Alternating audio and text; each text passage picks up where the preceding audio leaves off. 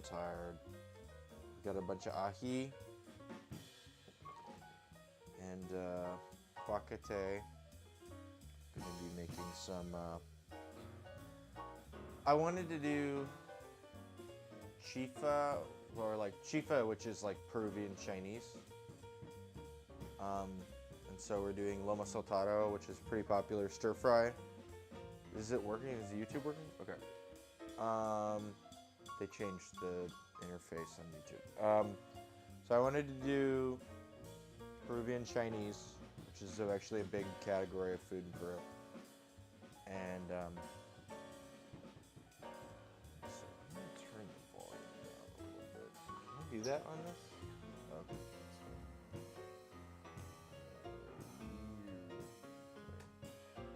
Stream's a little loud. For the music. Anyways, so that'd be like lomo saltado, which is like a stir fry, and then we're gonna do some chifa, whatever. Not whatever, but we'll quibble with the name once we're making it, which is like more of a stir fry, or not stir fry, fried rice. I'm just realizing now we don't have any day-old rice, so we'll just have to make some and let it dry off while we do stuff. The thing is, and then I wanted to do papa Huancaina, which is like steamed potatoes with that, you know, ají sauce. And then I was realizing lomo saltado is served with French fries and rice. So am I really going to be making French fries and steamed potatoes? That's a lot of potatoes. So we're just going to go with fries. Make some of the sauces. So we should be good to make a green sauce and an orange sauce. I'll make less than like last time when we did empanadas chilenas, because a lot of that didn't end up really getting used. So we'll make some sauces for some French fries, which are served with a stir fry. And the rice component is going to be this like fried rice thing. So that's what it be. All right. I need a soda with caffeine in it because I'm tired. Long day today. Tried to take a nap. Well, I didn't get much sleep last night. That's the problem. So I tried taking a nap earlier, and that didn't work very well either. So I'm running on like maybe 4 hours of sleep right now.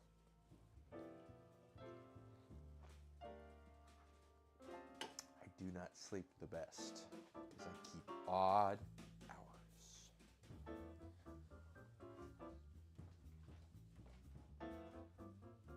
Sometimes that's what it takes, though. All right. Oh, and then I heard about a new to me Peruvian drink. When we were down in Peru, I'd never had one of these.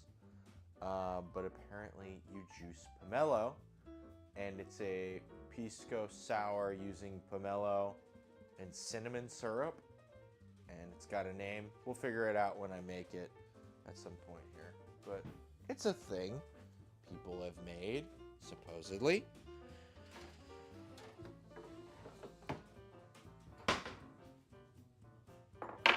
Say pisco sour is pretty old in terms of cocktails. They knew about pisco sours in the time of Jerry Thomas or whatever. Oh, we lost the phone. Oh, and it came back. What the fuck is that? Uh-oh, phone. There we go. It cut out and it came back. I think it was really laggy. I don't know why that happened. That's never happened before. Did you see that? Okay. The box literally... Are we getting dropped frame? We're not dropping. Okay. Great. Woo! Yeah. So we're gonna be doing some frying, make some fried rice, make some stir fry.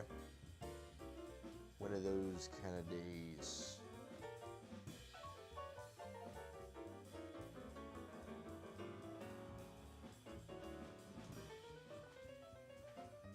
We got some more peanut oil. I'm just gonna be, because unlike the last time, what am I even saying? I think last time we made fries, we made chips. We don't want to make chips right now. We want to make French fries. Unabashed, straight fucking fries. And so instead of cooking it 3 times, I'm just gonna cook it twice. So I'm not trying to make this super hard. And we'll just wash these off, cut them up. I'm not even gonna peel them. That's fine. And then I kind of do like French fries with the skin on. You like French fries with the skin on? I like it. Gives it more texture, it feels like. But we're gonna wash them off, let them soak, get some of the starch out, and then we'll just double fry them. We'll make French fries, if they were good, from In-N-Out. The problem with In-N-Out, they do all the stuff fresh, but they only ever fry once, which fucks everything up. And they would probably have much better French fries if they fried twice. So we're gonna make the French fries In-N-Out wish they were allowed to make. How about that?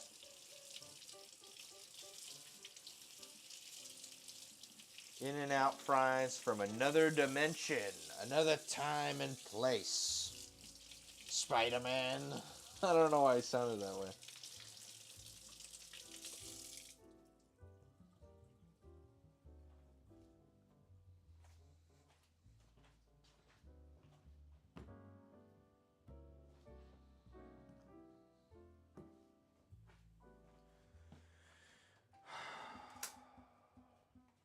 Do I dare? Oh no, another fucking knife that's just not clean. In the clean, I keep getting these fucking utensils that we don't even run this through the dishwasher. How is this one not clean? It's got like shit on it. The fuck? Gotta use clean stuff or you're going to hell. I don't want to go to hell. I gotta use clean things. You go to the hell where you shit your pants all night. Everybody hates that place. I do.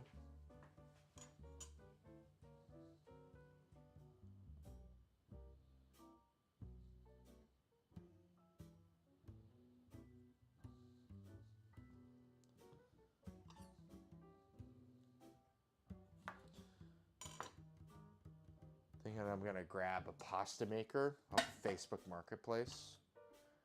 Next week we'll do some pasta, homemade pasta, which I get a lot of people think is not the best.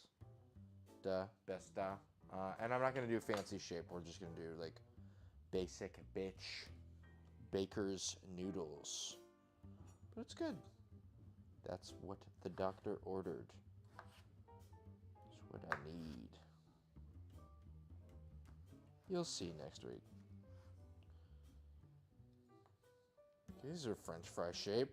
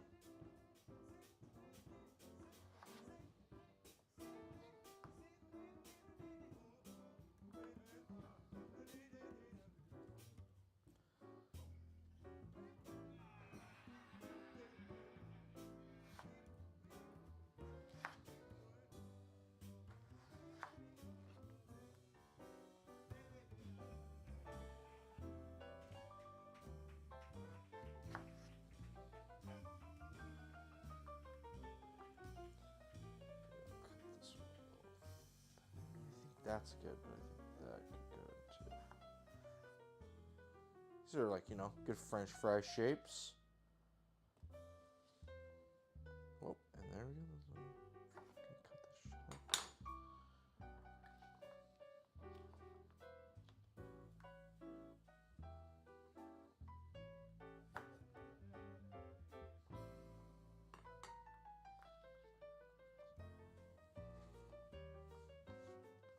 Getting all the tasty starch on the fucking...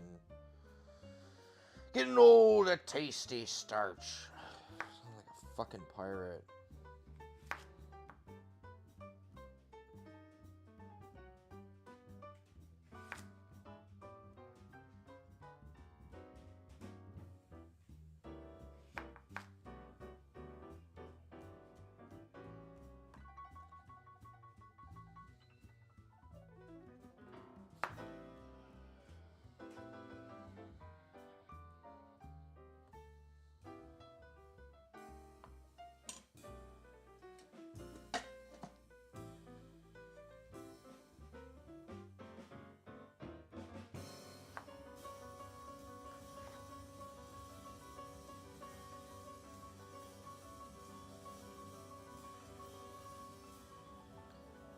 Sharpen these knives. With a feeling, I will have the tools I need to do that. Sometime before the end of the year. Just need to get the time to go. Get it. It's getting to be that time. All right, Emmett, we got it. And that's Mr. Russell Alexander Hall. Great. Longtime collaborator on the bass from Kingston, Jamaica. No. Kyle Poole is from Los Angeles, California. Southern Detroit. It's actually the man here, but Musica. Thank you.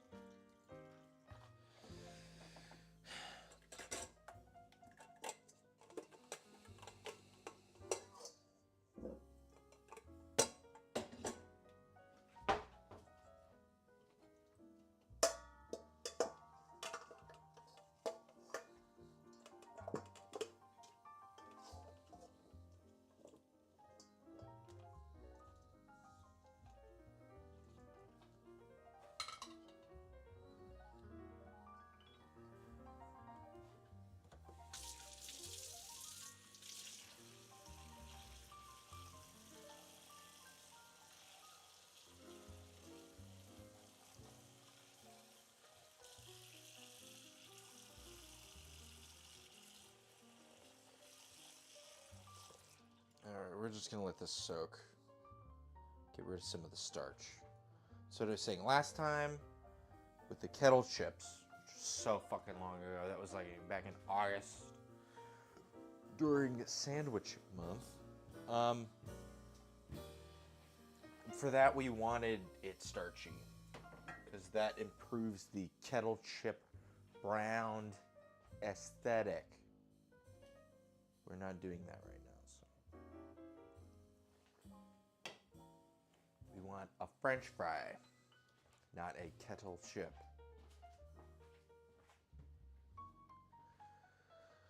Okay. I should make some rice. Oh, that's right. Producer already did that. So we're gonna grab some rice, make it, and then I'm gonna open it up and just let it kind of dry out, right?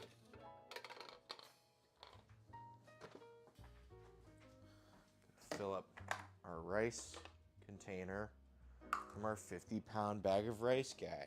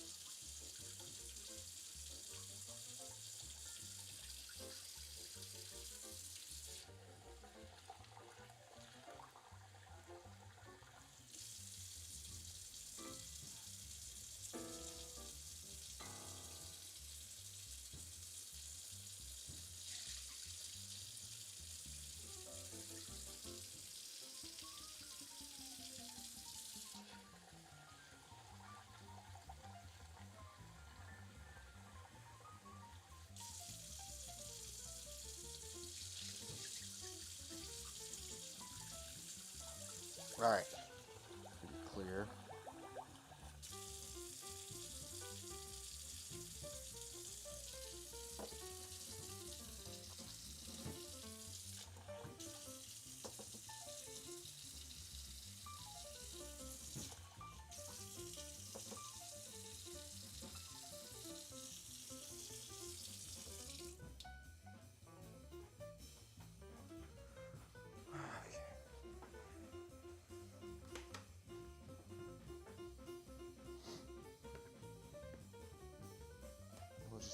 quick one.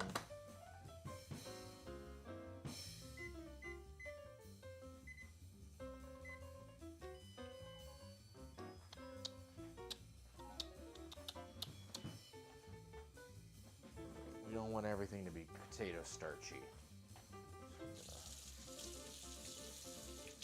So I'm gonna starch on this guy.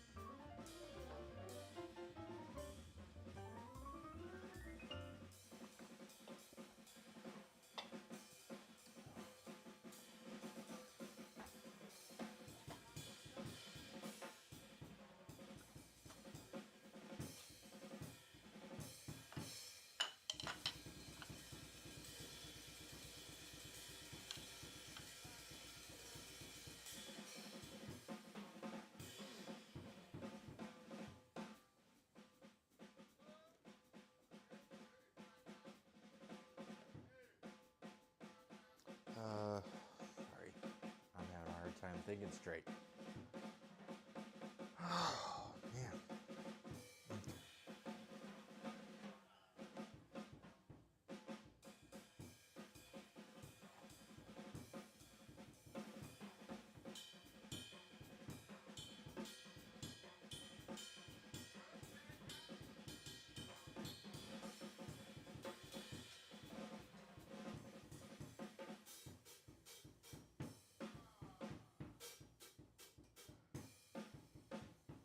Just double checking stuff. You know when you're tired. Make sure you're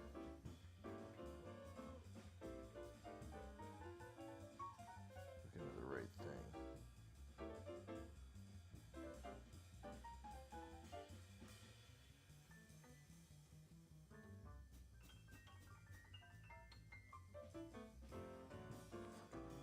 Where did I put that thing?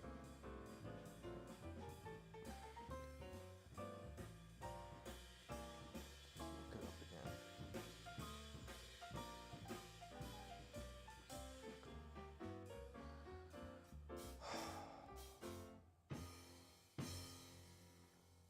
My mind is just falling out of my head. Gershwin.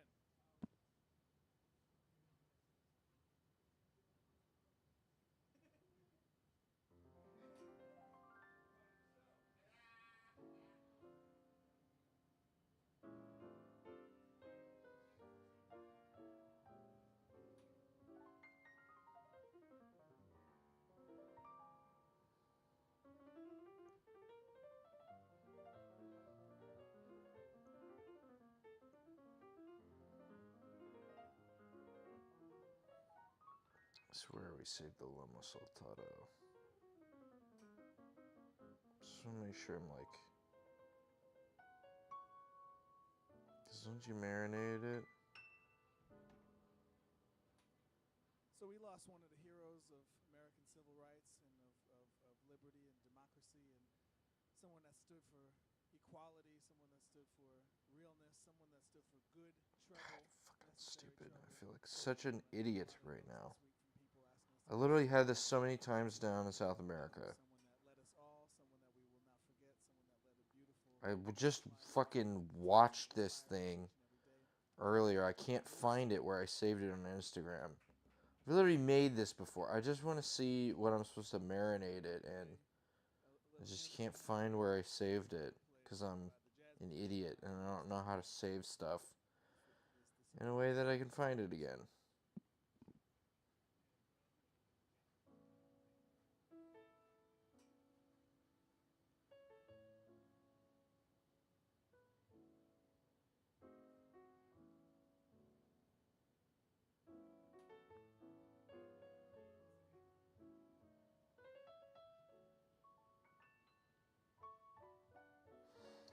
It's because producer texted me a screenshot of the one that we watched. That's right.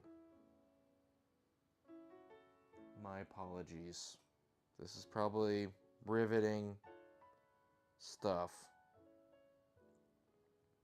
Whatever. I'm pretty sure you marinate it in some of the shit.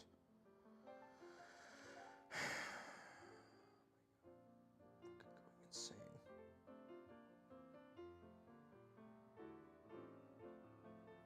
Just want to like.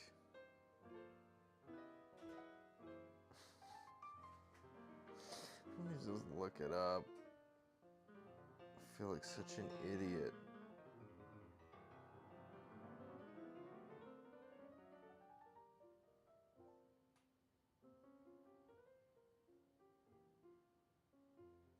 See, I type in Lomo, Saltado.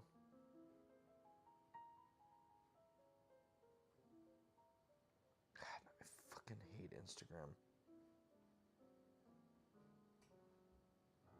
I literally just made something. I want to make it again. Or I just saw it.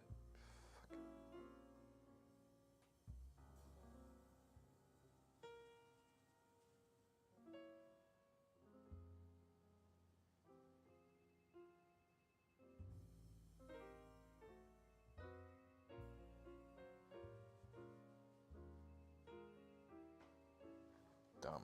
Okay. We're using this one now. This recipe now instead. That's what it is. It's fine. I don't really give a shit. Well, it doesn't even have the stuff in the... Oh my god. This is stupid. Fucking pisses me off. Okay. Literally saved stuff, but why remember what it is when we could not remember what it is? Now you're thinking. Okay.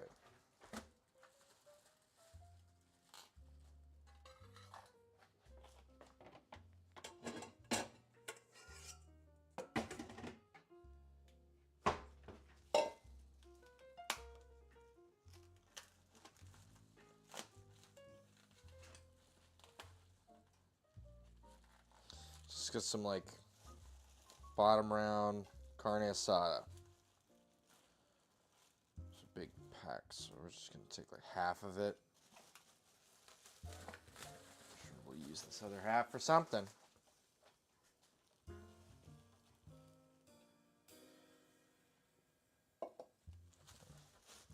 Always greedy when it comes to meat. Give me a little more.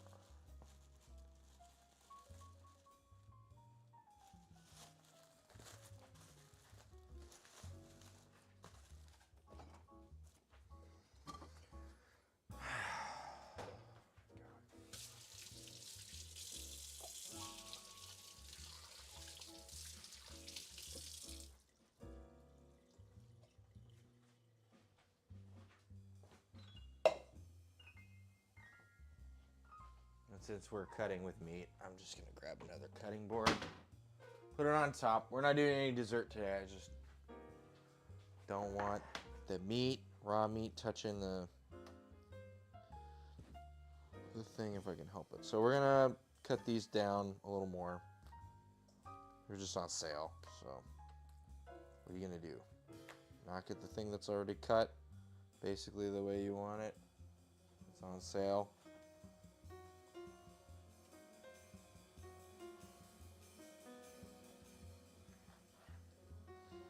We're just gonna try to get it in a little more of like, less like flaps, more like strips.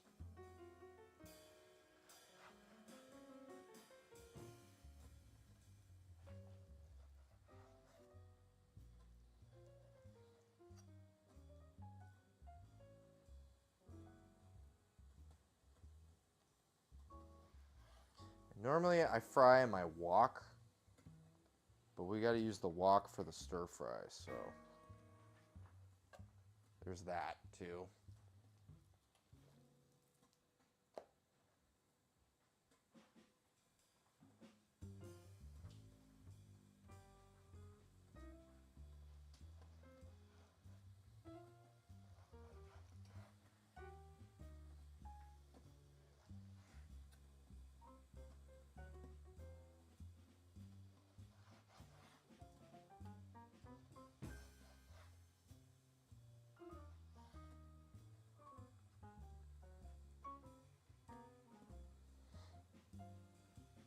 go. Okay, we're making Chifa, which is Peruvian Chinese fusion. It's a big cuisine style down in Peru. And so I'm doing up some rice right now, and they use a lot of like ingredients that are native to South America, but they make stir fries and stuff. So I'm cutting up some beef right now to make some Lomo Saltado, which is like a beef stir fry that has like local peppers and tomatoes in it. And it's served with French fries. So we're going to be making French fries. And then instead of just straight up rice, we're making chaufa, or I guess chifa. We put it as chifa. But you could also chaufa, C-H-A-U-F-A, which is like a fried rice. Again, you know, mixing the Chinese sort of qualities with the South American. So you end up getting this kind of interesting mixture.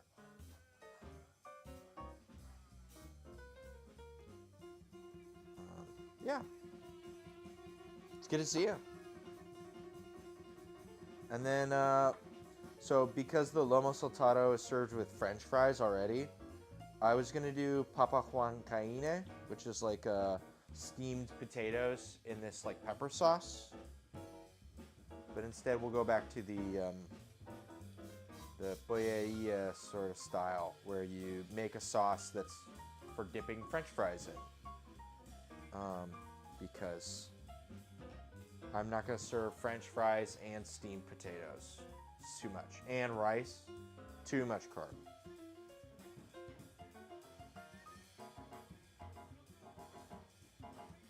So you gotta pick one kind of potato. You pick French fries.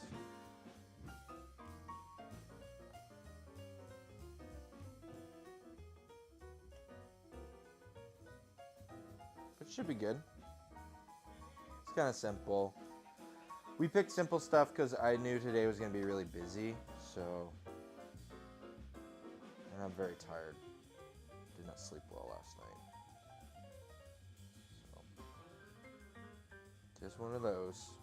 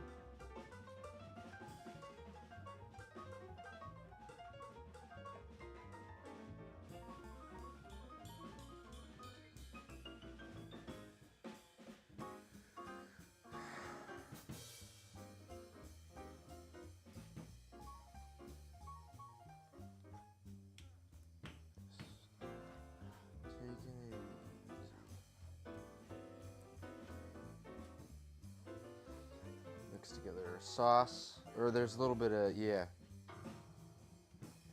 Yeah, there's some stuff we can do.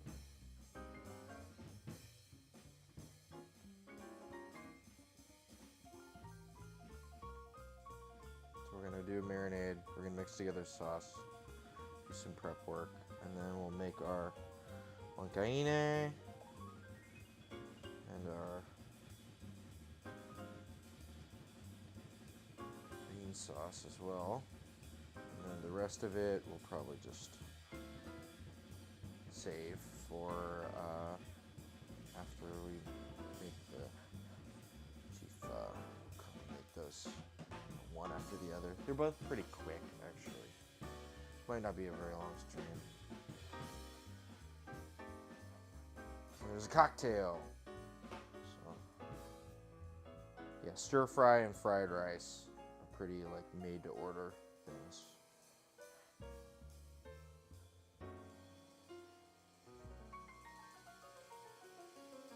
We'll have a couple of these sauces. I'm surprised how temperate the huacate is, the herb over there. And it still hasn't, we haven't gotten any frost here up in the Pacific Northwest, so I still have peppers growing. You know, it's mid-December, and I have a shitload of peppers in my backyard. I haven't really made an attempt to, like, pick all of them, because they're all still growing. So I'm just looking at the forecast, waiting for it to, like, freeze so I can pick it before.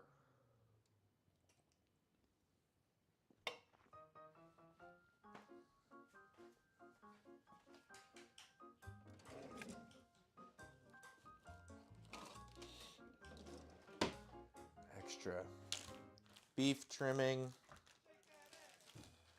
Throw this in a pot of stock or something. A little extra something. Waste not, wants not.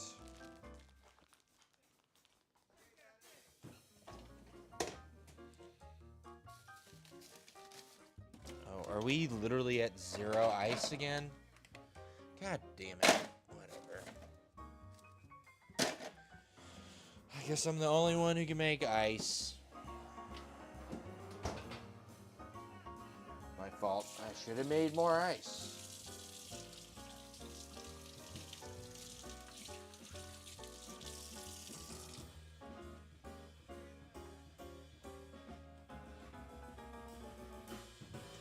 I'm glad you like the music.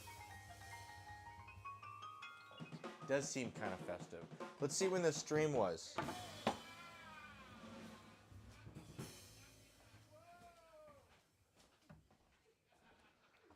This stream was streamed on... Oh man, that's Kyle Poole on the drums. Streaming from Facebook in July. Thank you for this. No Christmas. You're reading the Christmas. Appreciate you all tuning in and being. Video's going like super slow. I'm seeing it. It's technology. Yeah, it's pretty behind on OBS. Yeah, it is crazy. It's blessed. Sound is perfect though. Doing it to reach now. Looks like they had some technical difficulties on their stream.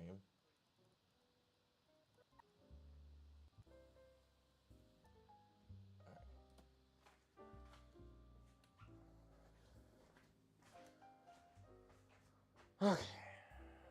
Let's go in with some of the ingredients here. So some of the ingredients are going to go in here for a marinade, and then some of them we're going to mix together for a sauce to like throw over the top of the thing. So let's see. Oregano. Yeah, oregano, cumin. I think it's mostly oregano, cumin, like salt, pepper, and a little bit like soy sauce.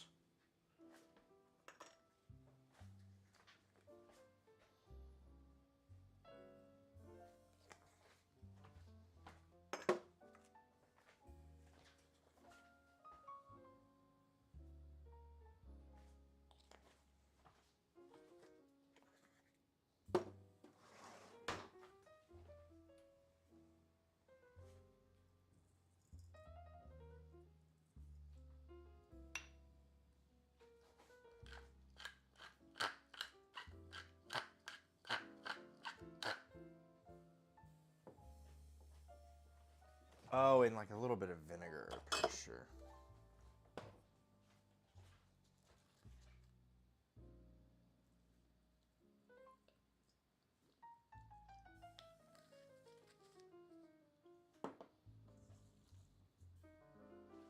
Am I mixing it if I haven't already added the vinegar? Dumb. I think just a little bit of vinegar, if I recall.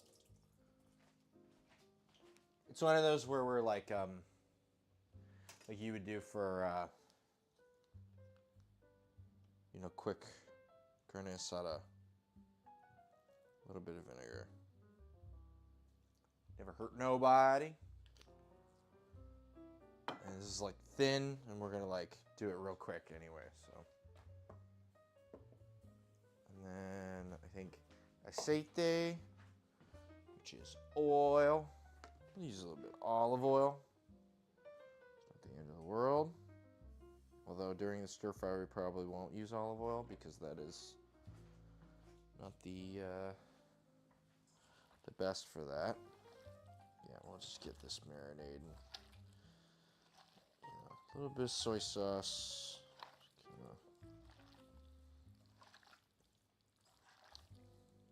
Maybe a little more soy sauce.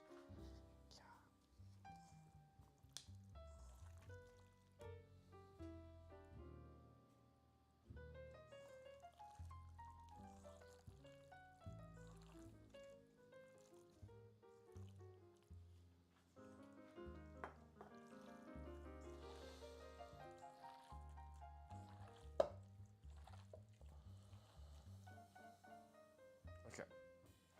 So we got meat marinating.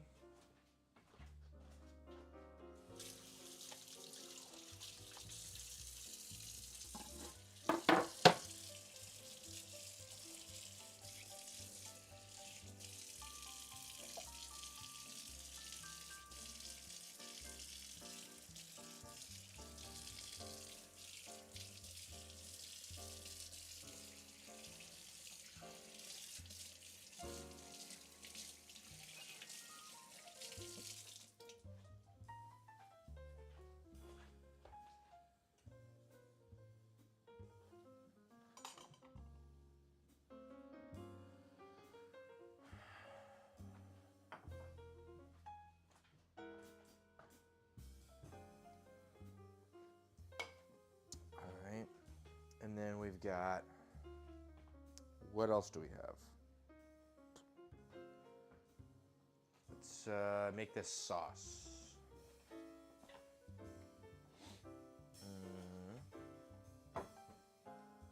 Let's use one of these guys.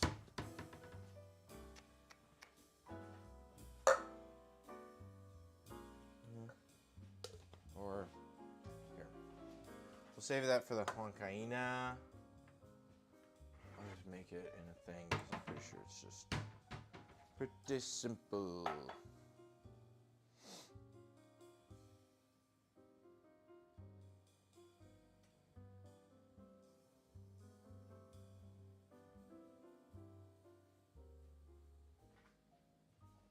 Oh.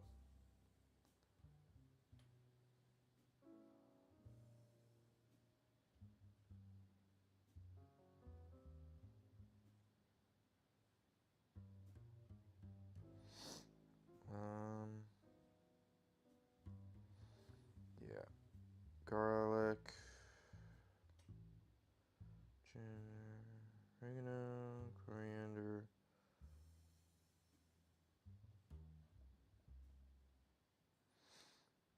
Yeah, I'm not gonna do that way. I'm gonna do it this way. We've got this back here. Don't we? Where the fuck is that thing? Here it is. What are you hiding from me? There it is. Ají amarillo. Paste. So we're gonna use a mixture of paste and fresh. I'm gonna be using a lot of this.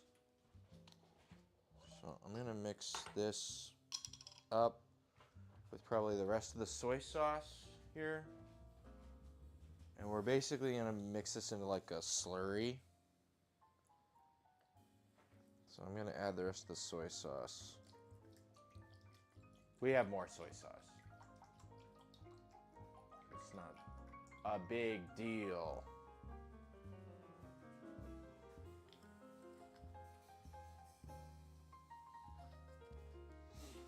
Go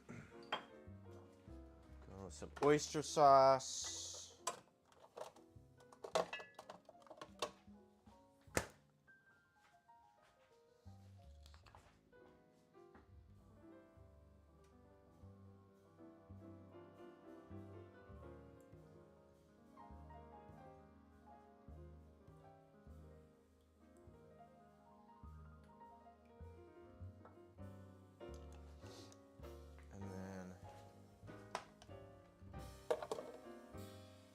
With our ají amarillo.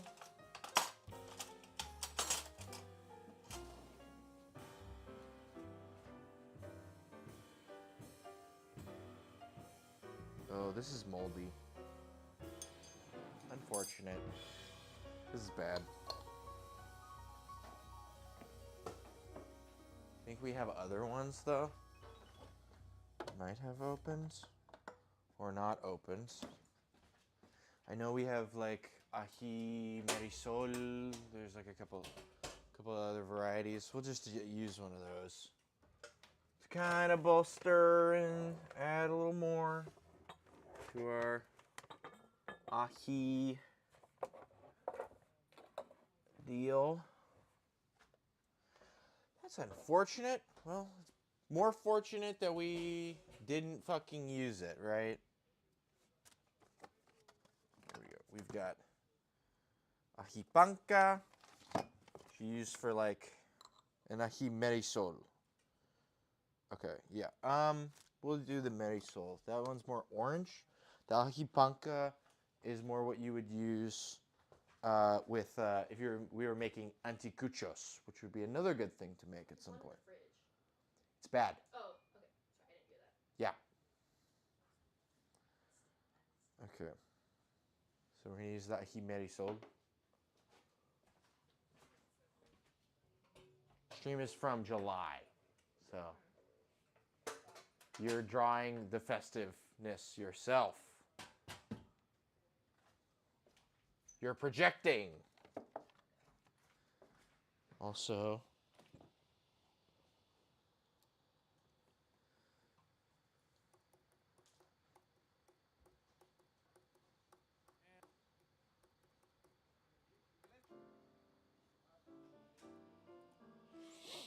okay. Here we go. This is my stream stood still. So ají marisol,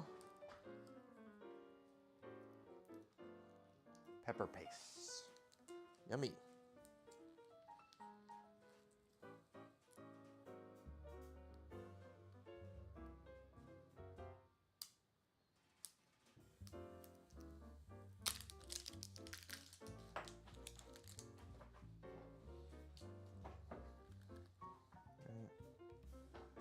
Just trying to be appropriately concerned. Yeah, we're good.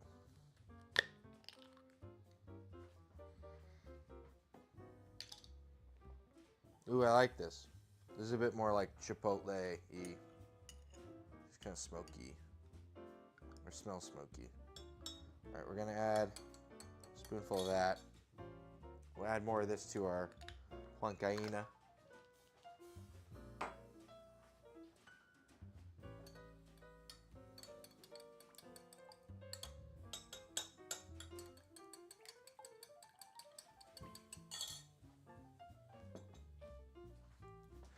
And I want to get a little bit of cornstarch. This is also serving like a cornstarch slurry, which we'll go over and create a thick sauce.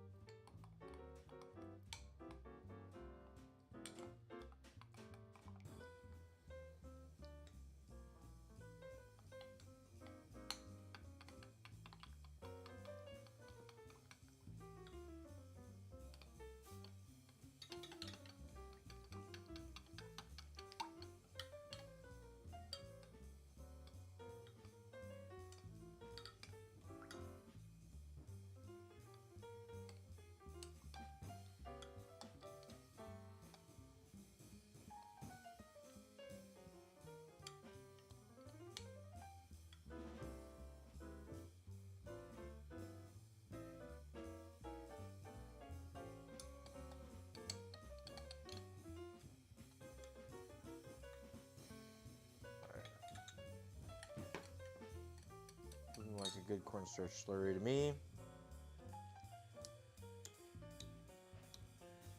Spicy, soy-y, all the good stuff.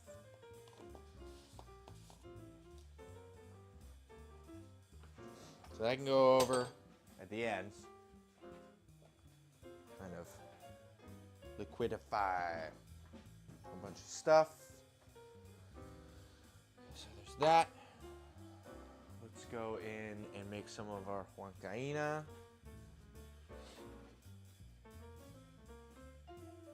Which will require us to saute down a bunch of these peppers.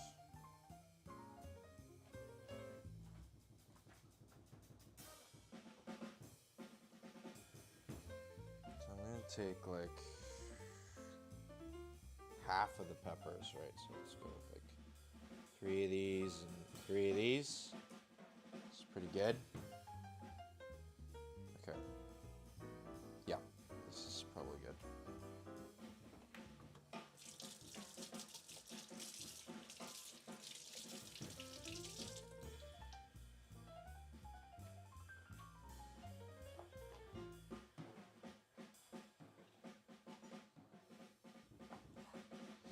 We're just gonna basically saute off a bunch of stuff and then blend it together with some like queso fresco.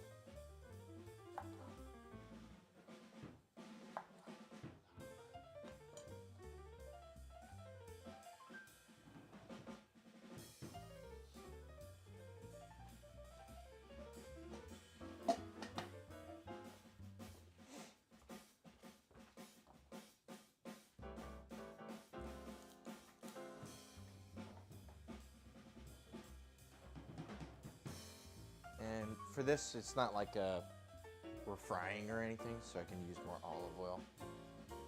So that is my preferred oil, and that's fine. Use a decent amount of olive oil, Peruvian cooking, depending on where you're at. It's not totally out of the wheelhouse.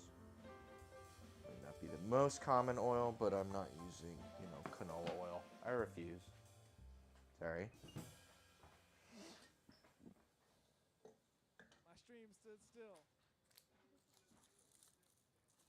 Yeah, I think it's almost working. Yeah, it's in and out. Thank you, Sean Mason. We love you. You know it's stressful in the studio. It really Uh-oh. This one's got a bad spot. All right.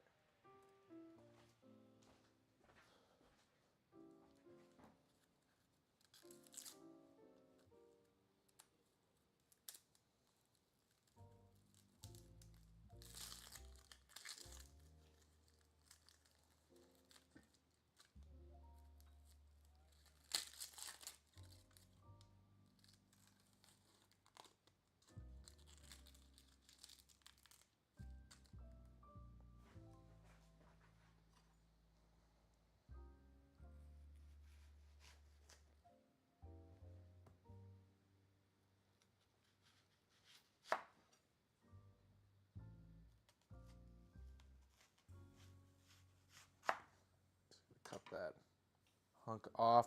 That's fine. It's whatever. Some bad spots. This is probably enough onion for this anyway. We'll use another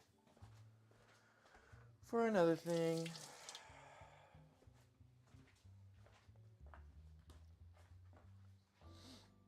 So I'm pretty sure. Just gonna.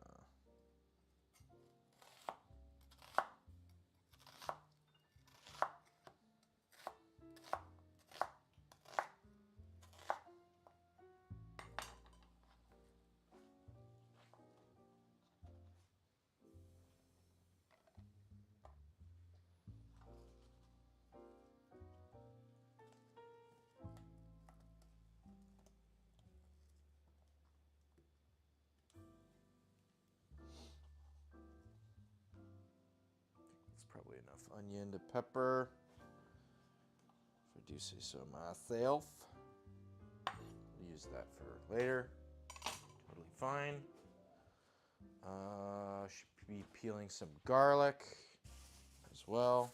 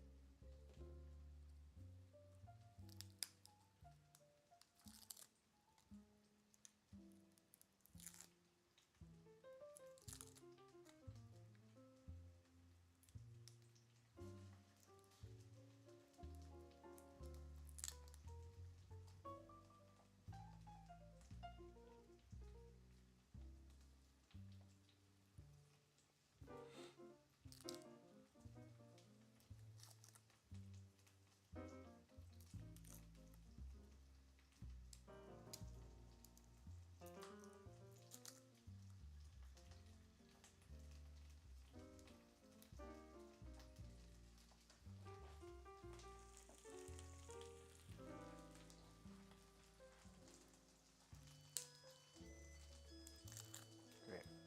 Rice is done. Just let it steam off so that way it dries out.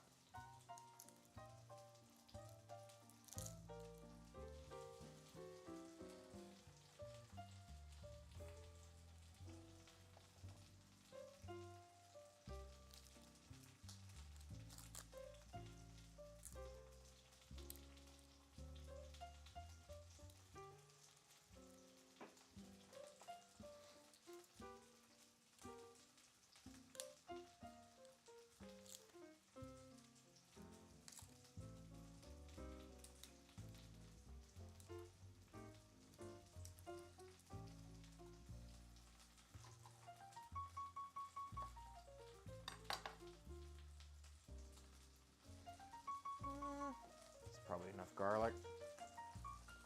Just tuck that in here too.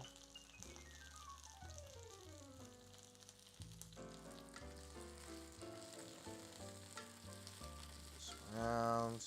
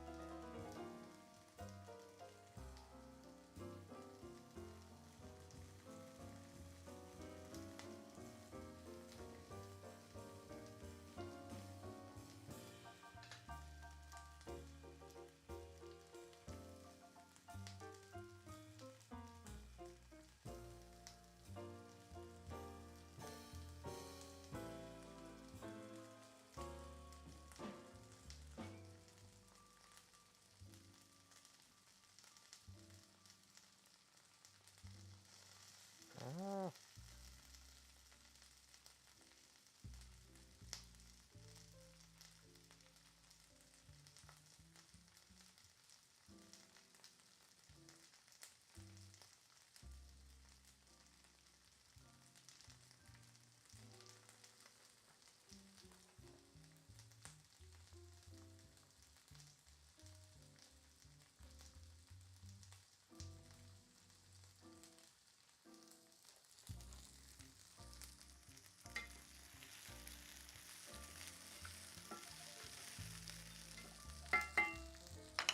Maybe we'll go for another one of these actually, because we've got more. Like, actually, I'm gonna grab 2 more. I got plenty out in the yard, so I don't know why I'm rationing them.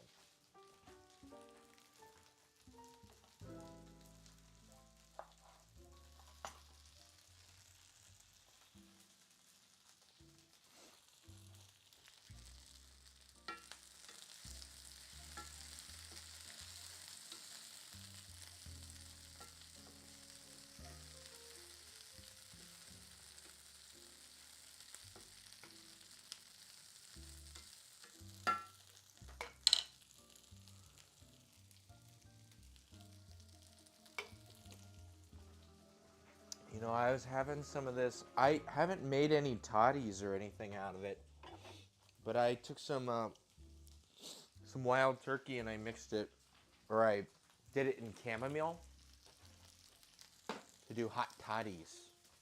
I haven't been doing any hot toddies, but I mean, it has this really nice sweet flavor, and I didn't even add any sugar. Just smells like chamomile. It's good.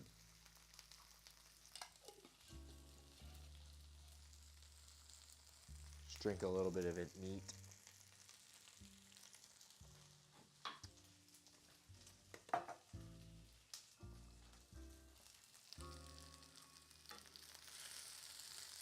Trying to get some color.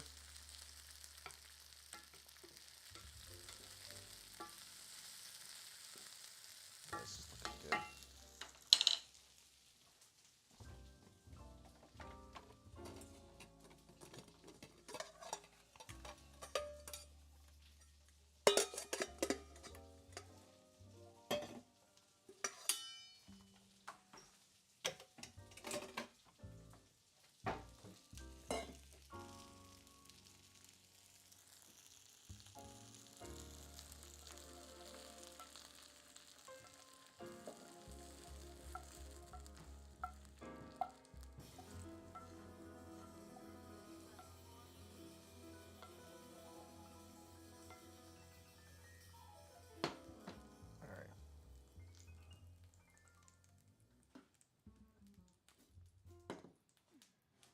Thank you all so much. Hey, Rosano, I see you up there, man.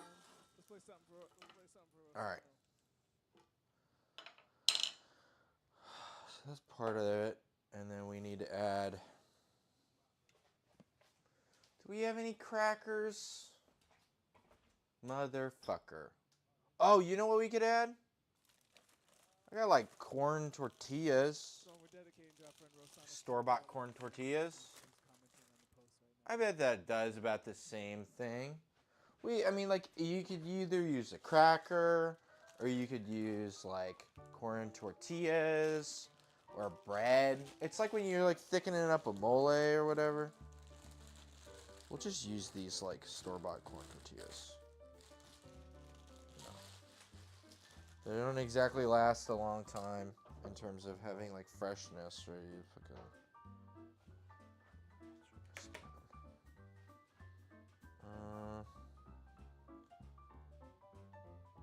We'll add half, see if we need to thicken it up more. They're always adding like crackers and stuff to these things, so this is gonna suffice for that. Hopefully, we don't need any more. We'll throw them away. What is it? 4 shitty store-bought corn tortillas. I don't think anyone's gonna cry over that. Could I have just used a couple less and kept, yeah, whatever. I like to turn it through them, so that way they're like less horribly like stale.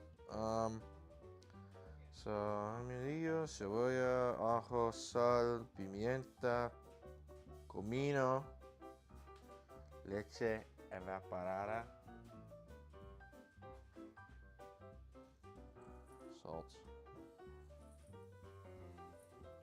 Pimienta, black pepper,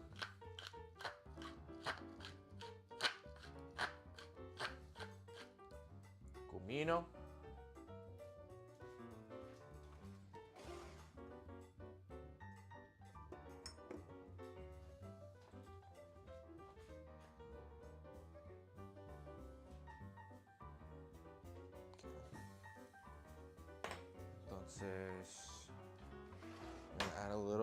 poco huacate.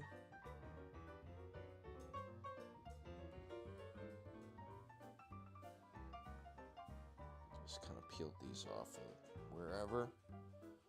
If these aren't as good as I'd like, there's always more. That thing is like, outside it's like fucking this tall, so really gonna pick as much as we want. And it is, I pegged it as more tropical, but I think it's probably more from the steppe.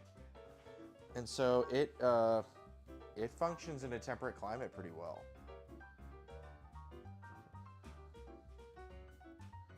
We'll add some of the there.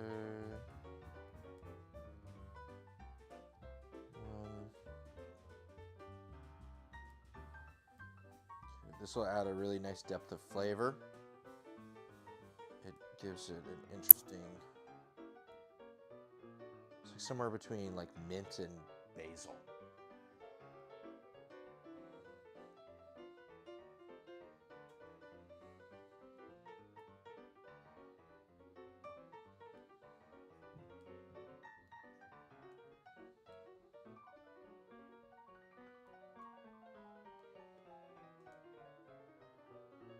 Alright, I think that's good.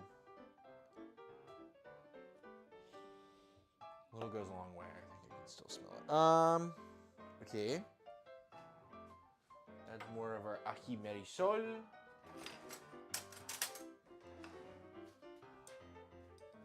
And then there's queso fresco and evaporated milk. So this would be more orange, right? If we were using our ají amarillo paste, right? So this is just a little tad darker, but I think it's functioning very similar. What are you gonna do? And then, yeah, queso fresco and evaporated milk.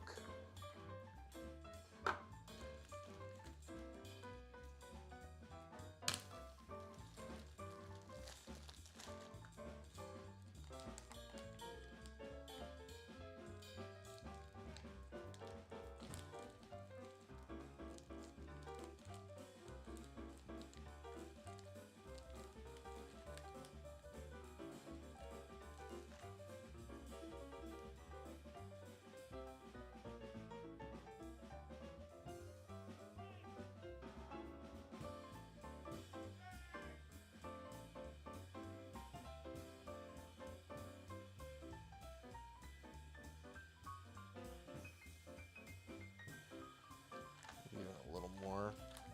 They like it pretty cheesy.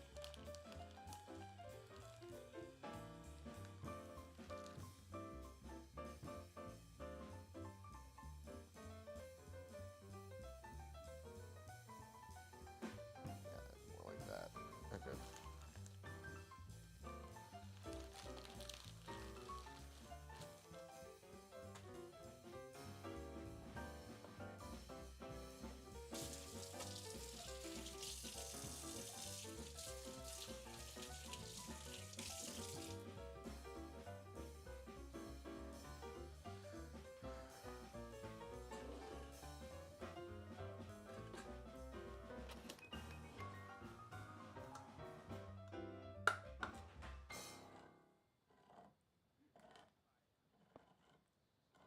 Ask the Carolina Shout by James P. Johnson. That might have been the first time we played that as a trio, improvised. But anyway, I think that's the first time we played it. No, never performed it. Anyway, thank you all for watching. Okay. And now we grab our immersion blender. Here it is. Oh, the new immersion blender. Immerse yourself.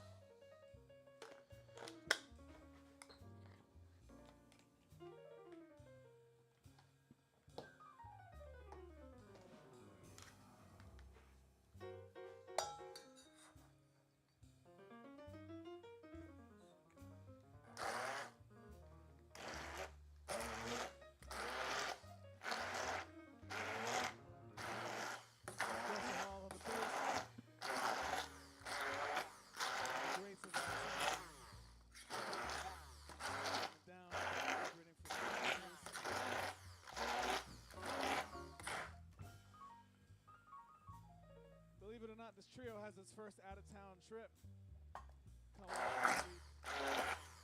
Leaving on Wednesday. Unfortunately, happens to Kyle. Like I said, we're coming out a little more orange. Celebrating a birthday on Wednesday. Well, So we're wishing we're him coming out a little more birthday. orange. It would be more yellow. It'd be a lighter color, somewhere, you know, like that shade. It's okay though. Swift. Maybe we'll see if we can get some streaming happening. Tastes really good.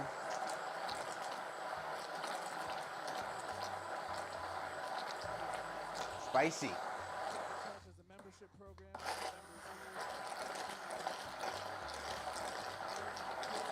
In the mail.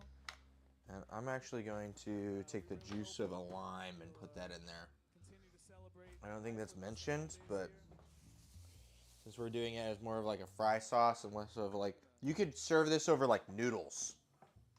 That's Front and Huancaina de tallarín. Tallarín is like noodle. for a little birthday And offering. then papa de Huancaina for potato.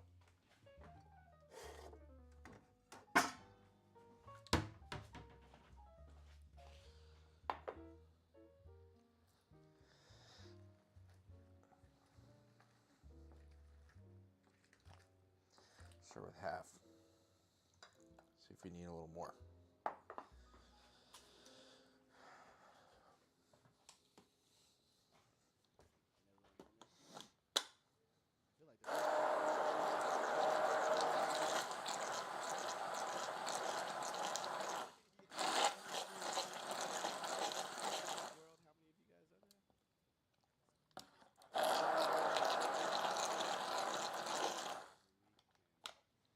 I think we could even use the other half.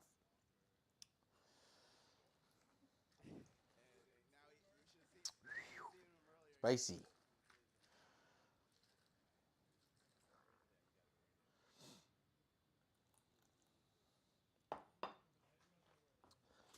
Oh man, I've trapped myself.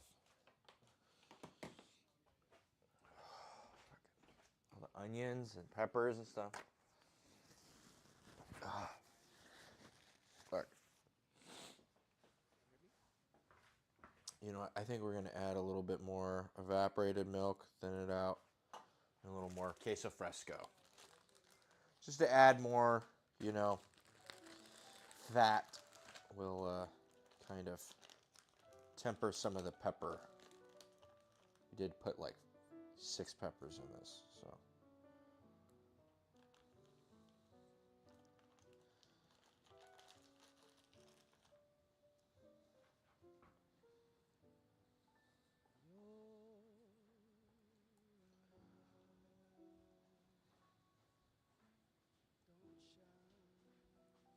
Feel the spiciness upstairs. Yeah.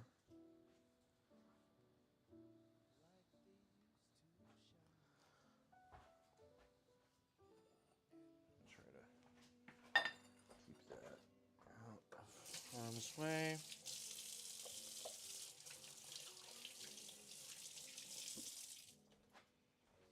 And I said I was going to make less this time, and it looks like I made the same amount. So, who's the idiot here? Probably me.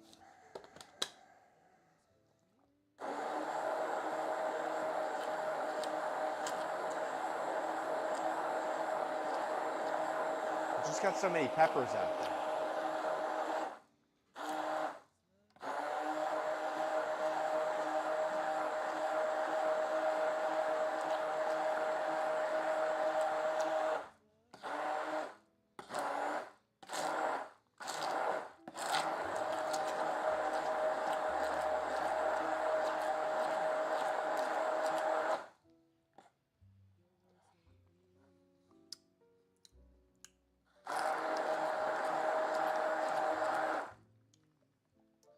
I'm going to go in with yet another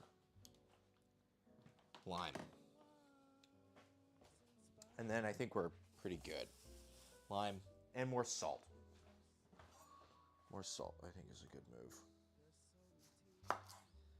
Oh shit! We did. Fuck the sticker. My mortal nemesis. Stickers on produce. Fucking wasting my time.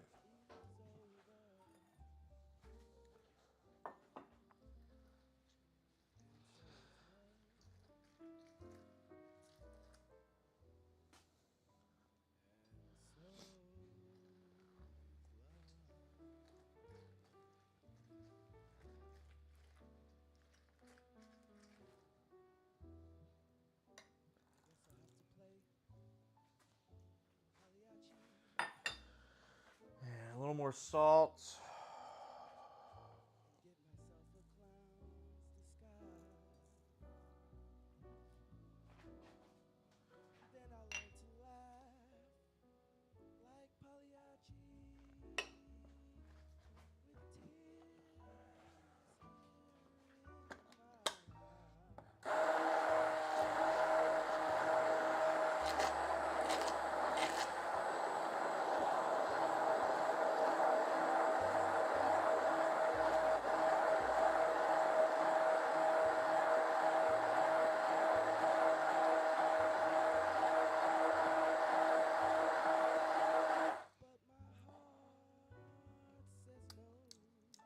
There we go. Hell yeah.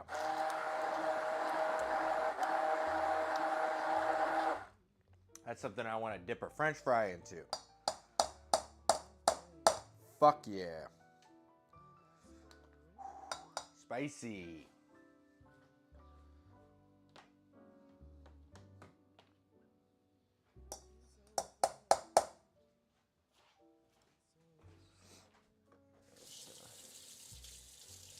Wash this off right now. I know I'm going to need this again at some point, probably.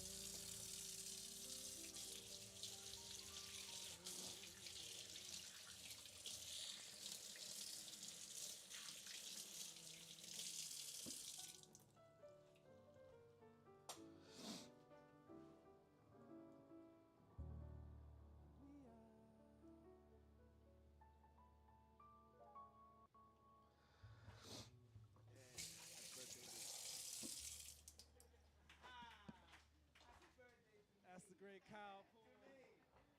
That's the great cow. Okay. That's a bad, Do we make French fries now? bad man right there.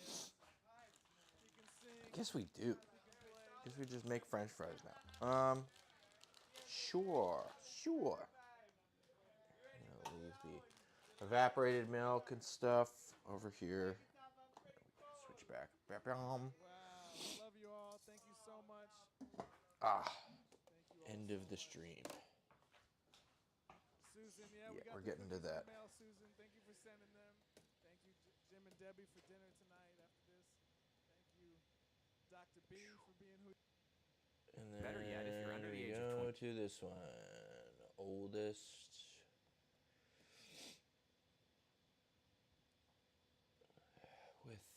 That's a lady with a mic in her hand.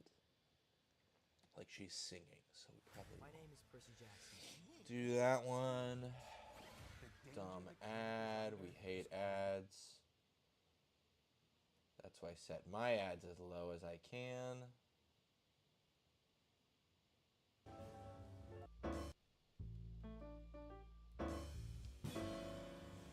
All right.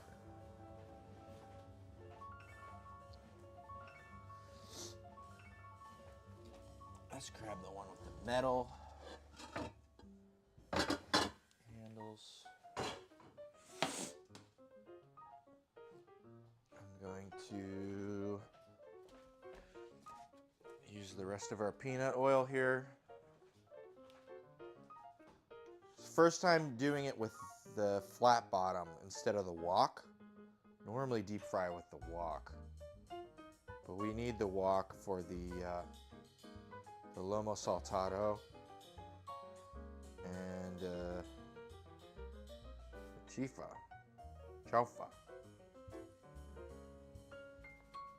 So.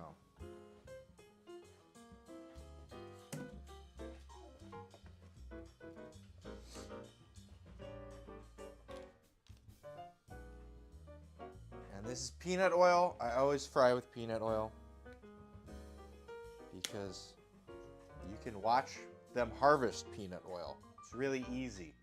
All you need is like a mill. You just grind peanuts and the oil separates naturally. Great. So you don't need to do a lot of processing where you like bleach stuff and use a bunch of weird fucking chemicals. You know, I may not be everyone, but I don't know. You like chemicals in your food? I get it. It's all made of chemicals. But I don't know if I want to fucking eat hydroxide. Alright. Get that, and I got this frying thermometer. Where the fuck did that thing go? I haven't used one of those in a long time. Producer got me some stuff for Christmas. Look at these tongs. Sit. Oh. Then I got these perfect spoons. We will end up using those later, I'm sure. Lovely producer. Always thoughtful and kind.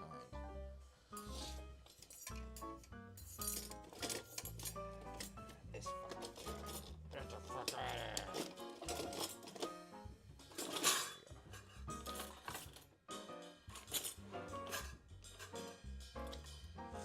I think these crepe things might need to go somewhere. They're not staying here. They're really getting in the way. In a major way.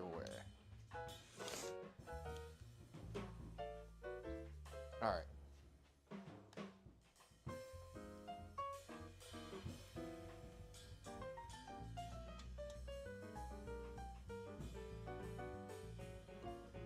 Just gonna fucking crank it.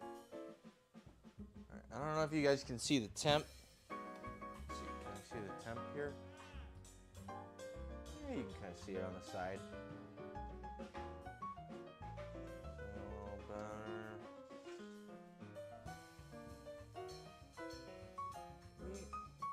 I feel like it flipped. I feel like we were the other way. Ah, who gives a shit. It's all upside down anyway. I think we're good. Okay, so we're frying. I need to drain off our potatoes. Go for another rinse here. We're just trying to get all the starch off, right?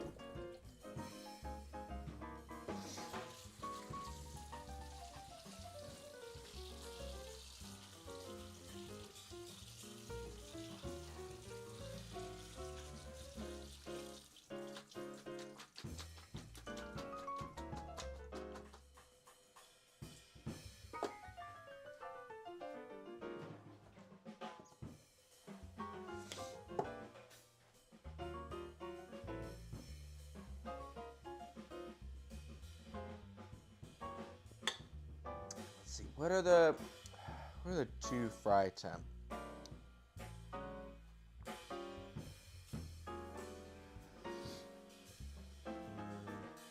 Double fries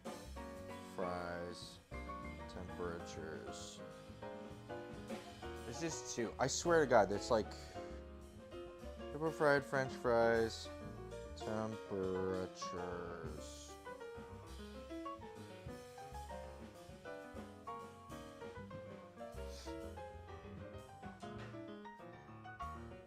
Dude, I just need whatever Guy Fieri. I guess you're gonna have to be the one to give me these fucking temperatures.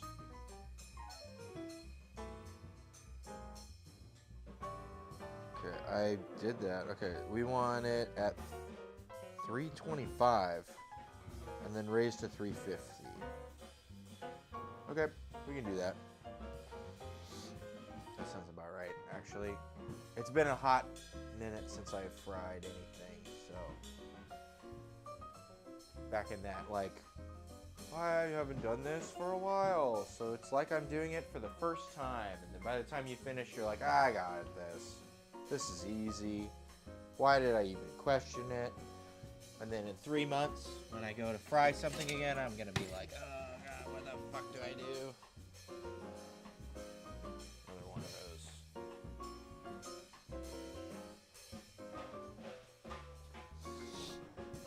Spicy. The huacate. I think we also want to pat these.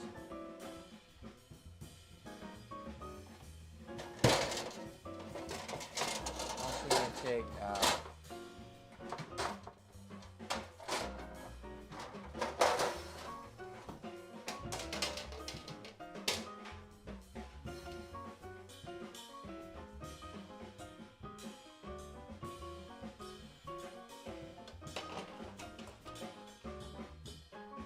this is probably the dumbest way to do this, but it's how we're doing it. Woo!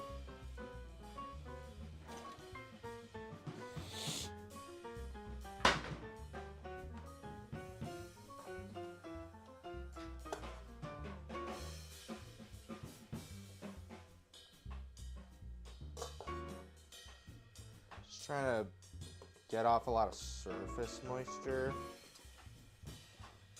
Pretty sure that's like a whole fucking thing.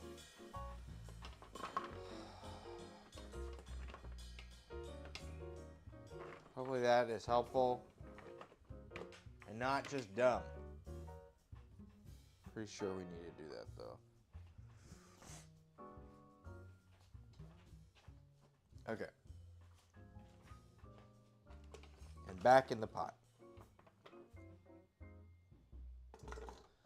That way we can assembly line this shit.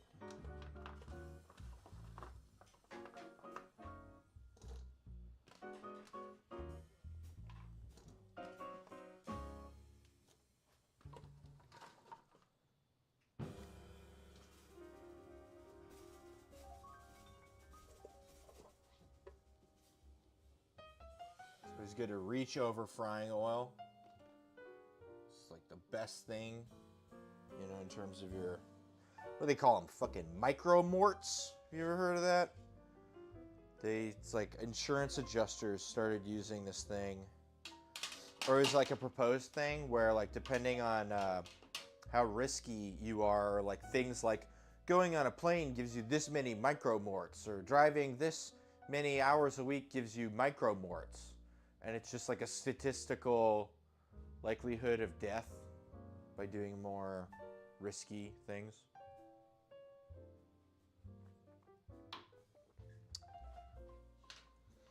But yeah, morts, that was the measurement of accrual of statistically significant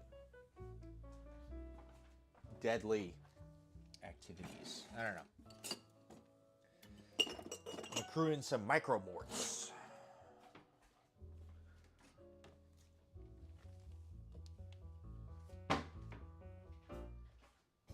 Oh, people didn't like that. Okay. You never heard of that? I'm going to use the canning thing.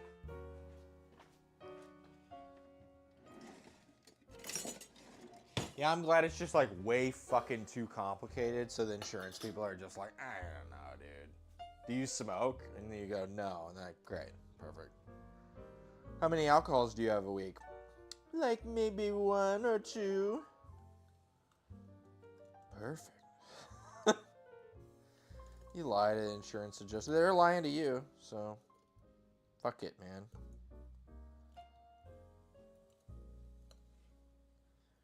And I'm sure they don't have a thing in their metrics for, like, fasting. I fast every month. Dude, is that going to give me a savings? No. Okay. What about if I do cardio? No. What if I drink 3 drinks in a night, and then the next night I drink 5 drinks? Okay, that's going to double your rate. What if I do a marathon the day after that? Doesn't matter. Okay, well, sounds like it's time to lie.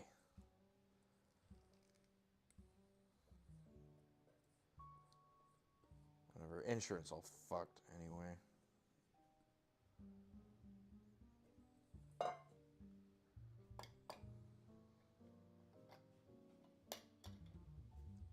Do you work with weed killer? Yeah.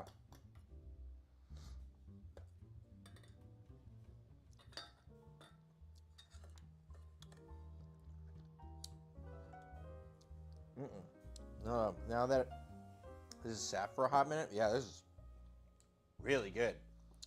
I can't wait to have this with some French fries. Fuck your burger sauce, your fry sauce. I don't give a shit, dude.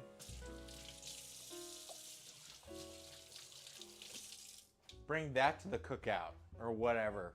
Put this on your burger or your dog. Or with your French fries. 2:45.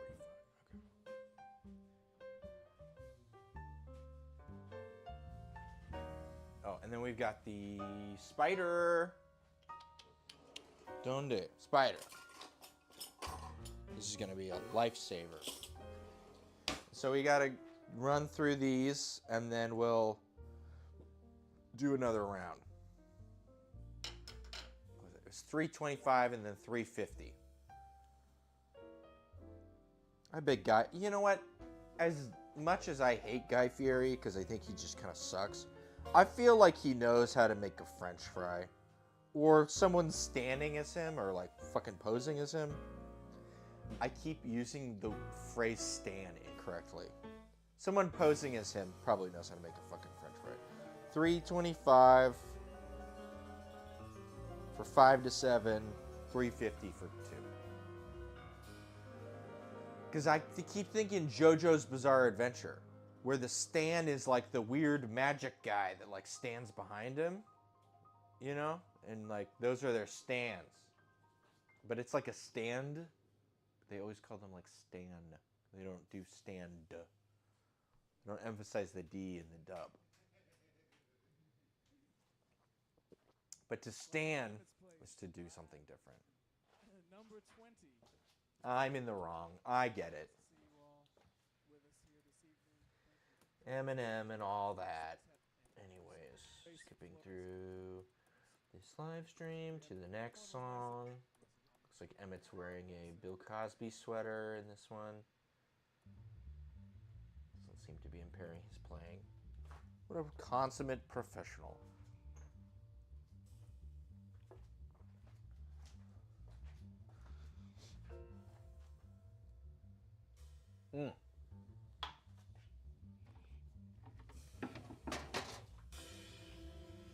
We have a thing we can do while we're waiting for this. I forgot about this. It's time to multitask. Woo! Okay, this might be dumb. I mean, it's almost certainly dumb. But there's a drink out of Peru. I forget what it's called. Here, let me try and find it. But it uses pomelo. So we're going to juice a pomelo. My juicer thing is really small, though. So I don't know how good this is going to go. We'll find out. I fucking saved that somewhere. Where did I save that shit? Saved it somewhere else on my fucking Instagram. Where the hell did I save this shit? You go to your page and then and it doesn't have the, no, it does have okay. Brisket pastrami. No, it is the churrolene. It's Peru's original pisco sour. Afro-Peruvians serve the churrolene, a mix of pisco, cinnamon syrup, and pomelo or grapefruit, for generations. It's likely the oldest pisco cocktail. Nico Vera Pisco Trail traced the recipe's long history from its birthplace in El Ingenio district to bars everywhere from Lima to Stockholm. So it's like a cinnamon grapefruit pisco sour. You can also use pomelo, and pomelo was the first word, and I said I saw pomelo, and I bought a pomelo before I even reread it and saw that it could also be grapefruit, so here we are. I don't have a grapefruit, but I have a pomelo. I've never fucking used one of these things before. I don't even know. This might be complete heresy what I'm doing right here, but we're here anyway. I know it's got like a really thick skin.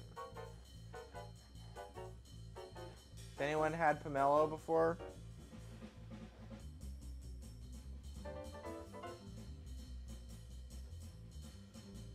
I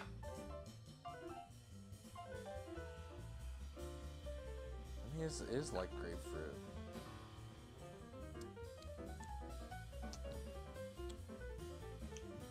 Alright, so we just fucking go at this thing. Just fucking just like punch it against the fucking. Get in there! You motherfucker, get in there!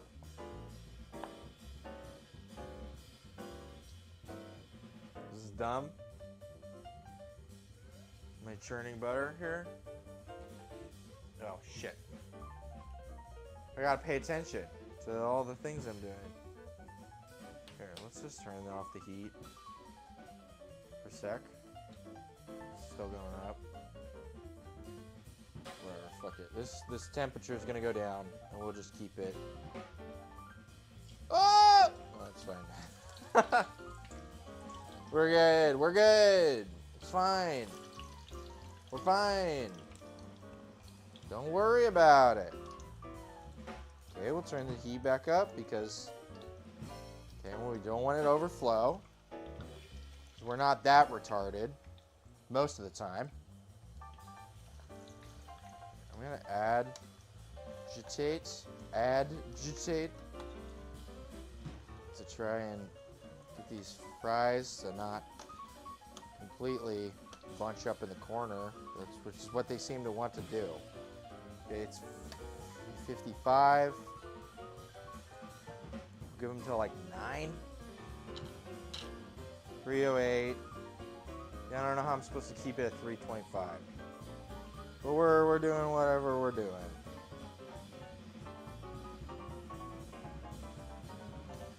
I mean, it said to do like a couple handfuls.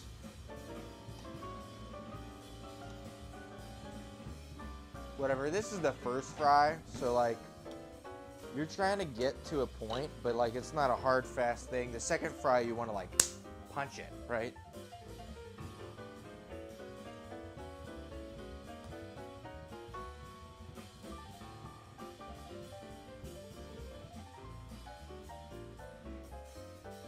Am I dumb? I'm almost certainly dumb. Ah! There's gotta be a better way. Are you tired of your fucking pomelo? The first pomelo you've ever done, you gotta fucking jerk it off with this juicer. You're tired of that? There's gotta be a better way. With pomelo juicer, you gotta jerk it off only half as much. You don't even have to fucking pay for cab fare afterwards, or whatever the South Park episode is. This feels like a lot of wasted. I don't know. Dude, it's like really wanting to like not mix. Fucking mix. Sorry, that's an inside joke between me and producer. When we were in Colombia, we were in this one car, and you know, radio's on. For whatever reason, that radio channel just decided to intercut every 30 seconds with the channels, like, fucking thing. Like, they were actively just adding. So the music would cut out every 30 seconds, and we'd just go, mix. Fucking mix. Okay, it looks like it's mixing.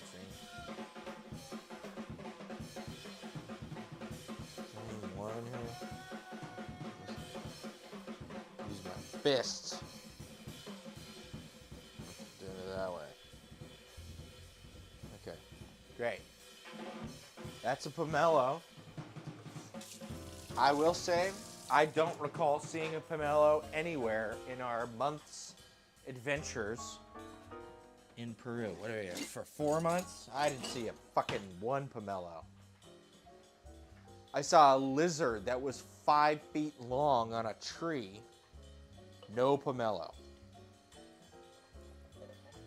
But, you know, maybe I wasn't looking hard enough. I feel like I need to cut this into pieces, or the compost gods will, like, fucking draw and quarter me in the afterlife. Maybe that's what I need to do to, like, juice it better. You just cut it like that, and then you have, like, better segments. Maybe this is what I'm doing. Now I can, like, really get that side. So, like, maybe it's a two-part process where you got to do it. This is the secondary with the reheat. We got extra heat we can capture. If you've ever designed a heat engine, you'd know. You'd know what I'm talking about.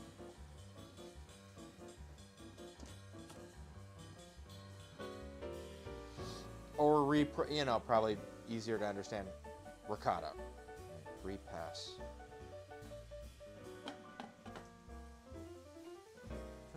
We got like at least another minute.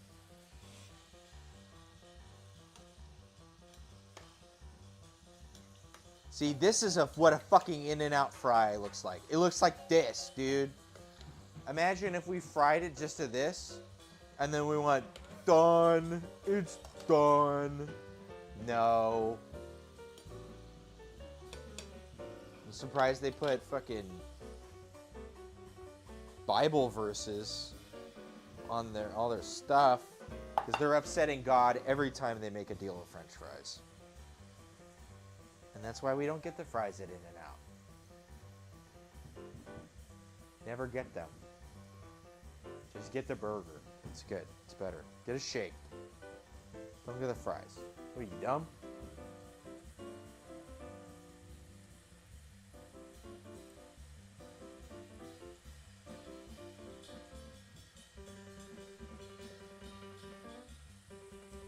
So that's a good sign. It shows that there's like, when they start to like float to the top, just in my experience, frying stuff means it's getting there. Mellow juice. All right.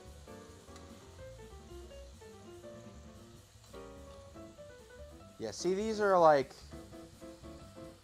just about. And we're at 325. Hell yeah. It worked.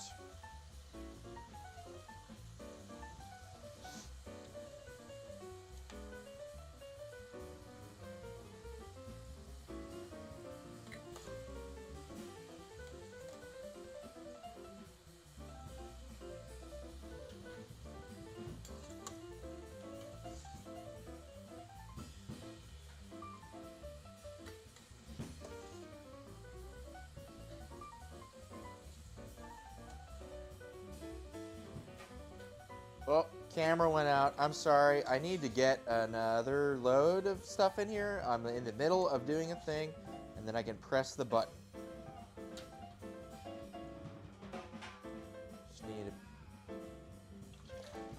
Just trying not to burn myself while I add 2 handfuls.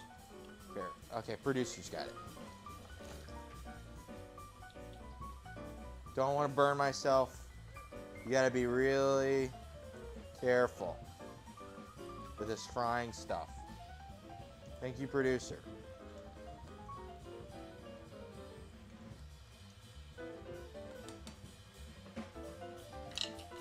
Okay. Back to our pomelo juicing. Fucking like milking a manatee, or maybe it's just like milking a regular cow. I've never milked a cow. I bet it's experience.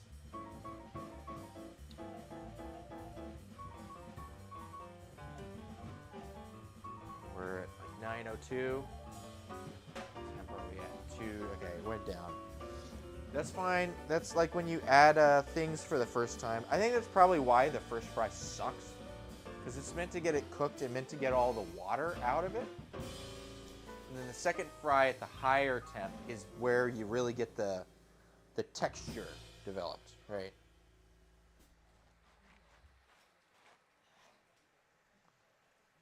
Because you don't have all this pesky water in the way. Just tuning in, that's Russell Hall on the bass, Kyle Poole on the drums. All right. Yours truly, Emmett Cohen on the Thank piano. you, Emmett Cohen, That was for your a composition called wise words. Please play the piano again.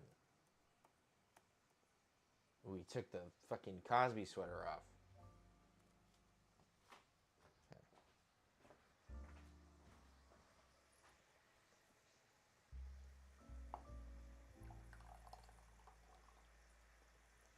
I guess it is just a fucking grapefruit.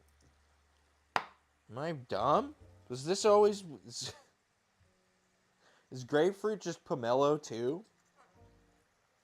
Is that all it is?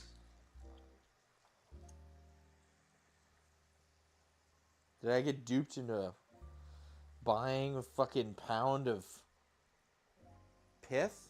This is a big pomelo? Put the fucking article up to this? They paid for the article? Whatever. It's alright, we're getting there. Wherever there is, we're getting there. Okay. Damn, one pomelo is like most of the compost bin. Makes me feel like an idiot for some reason. Okay. At least I'm not dumb enough to just fry once. Do French fries. You can serve that shit up. This is animal style, because you got to be a fucking animal to want that. Okay. Let's try our hand at this fucking... Here, let me see.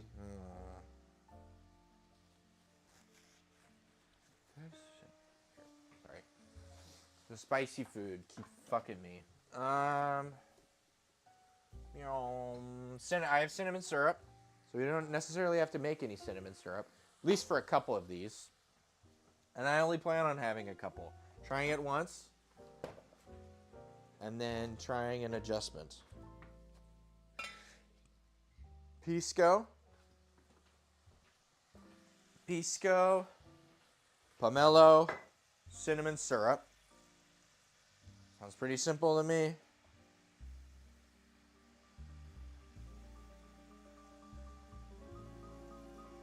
Read more at the link in our bio.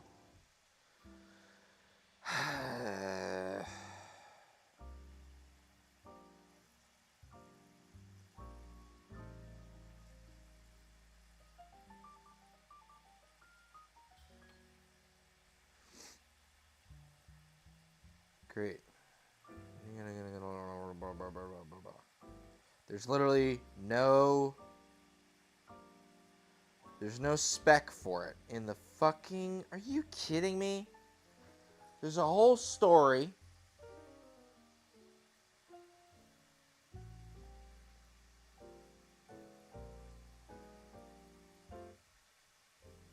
Churlin.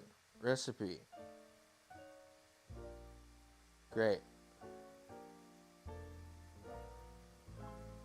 It is 2 ounces alcoholado pisco.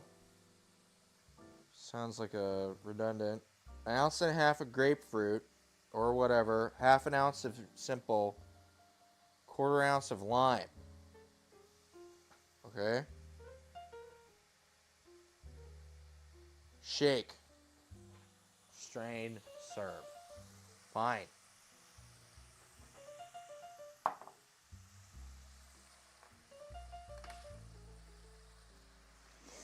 We're hitting 5 minutes on this guy.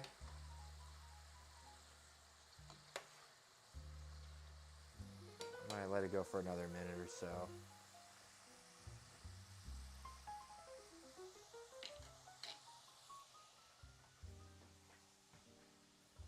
We won't re-up our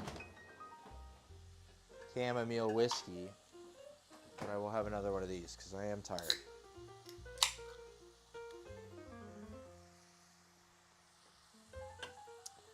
It's funny because the 5 to 7 minutes is just enough time for this to reach 325, which I think is the intended method. You just like let it get back up to that temp.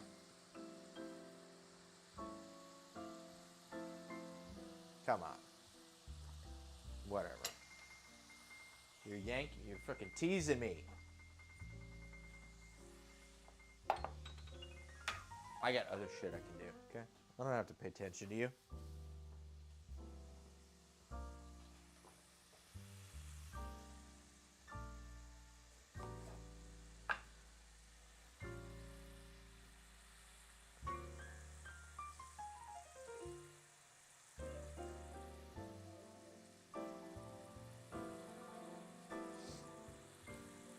Okay, I feel like this is the first time anyone has juiced a pomelo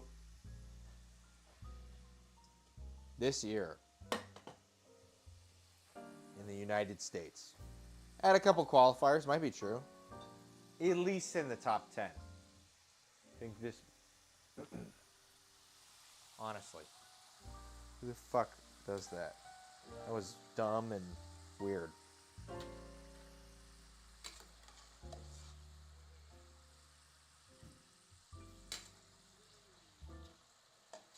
Spider.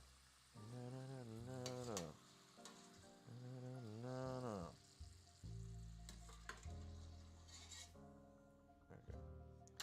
Just a little over. Another couple handful. This is a big handful. Don't die. Okay. And then the rest will probably be the rest of it. Careful.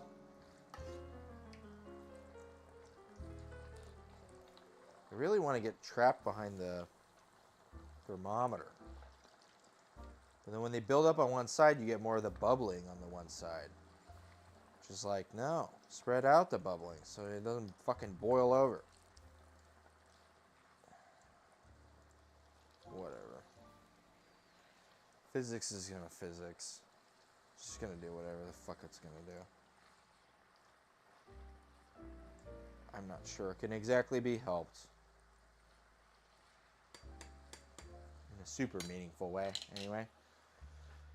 Okay, time to give up and make this drink. What? What?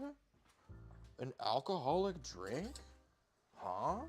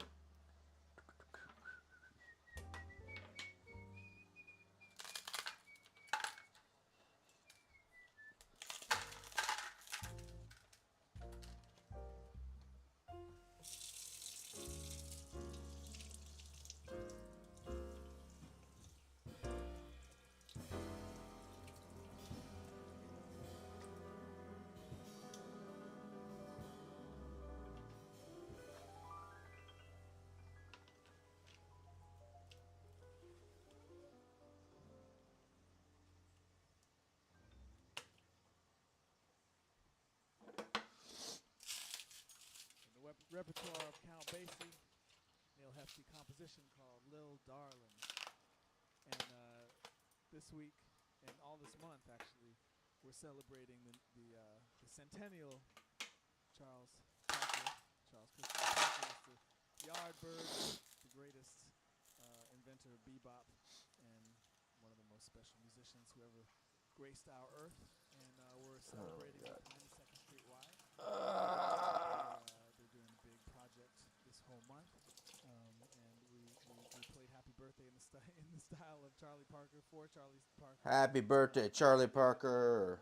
Every week we're gonna play a little bit of his Whoever and whatever this stream was. Come on, Emmett. I can't be fucking babysitting you to make you play the music every time. We're Come to on. Charlie Parker. Thanks to everyone at the 92nd Yeah. Street Y for Play celebrating Charlie his Parker. birthday and taking it seriously.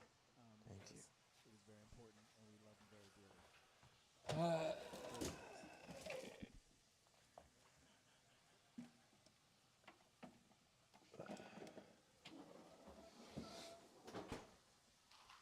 Okay. Where are we at? 303.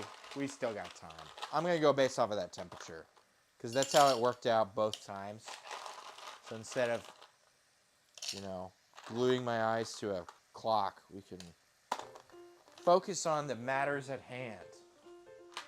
Matter at hands.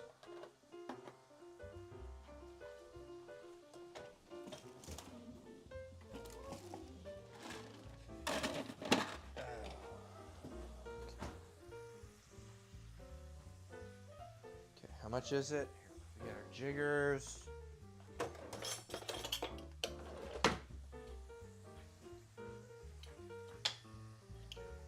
Grapefruit, cinnamon, pisco, or pomelo in this case. Doesn't sound even too bad. What is it? Two, 1.5, half, and quarter. Okay. 2 ounce.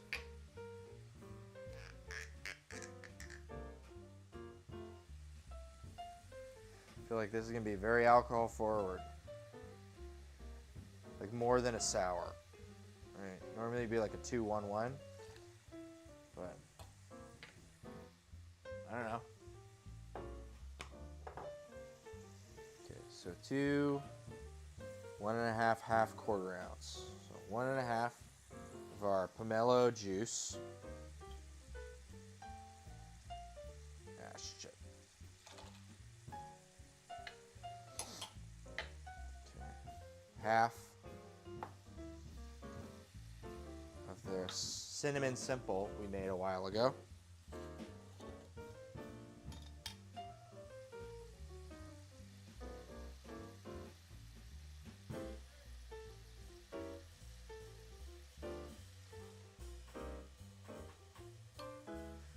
And then a quarter of lime juice. 317.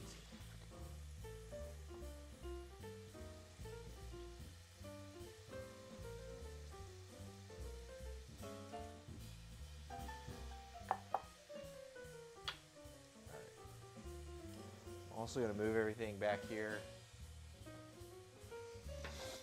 Give us a little more real estate. Always a good thing. Especially when you're frying stuff. Have a lot of good open counter space. So when you need to move something, you could move it. So lots of times with frying operations, there's not a lot of time to react to things. If something happens, right? And we're all amateurs in that regard. 324.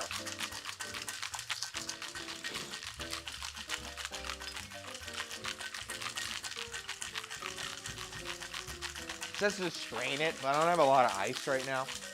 I don't really care.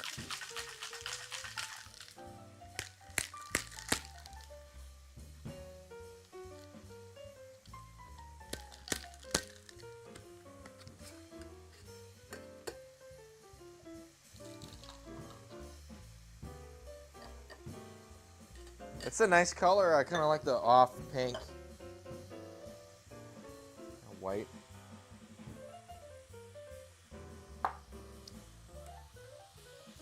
Hey, that's not bad.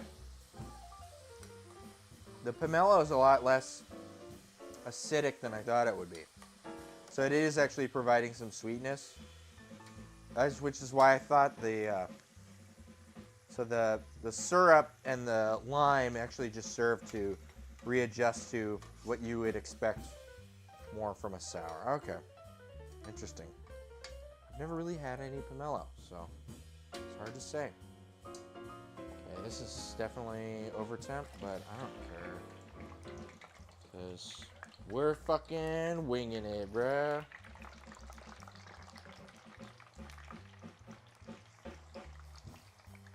Okay. Great. This is nice though. I like it.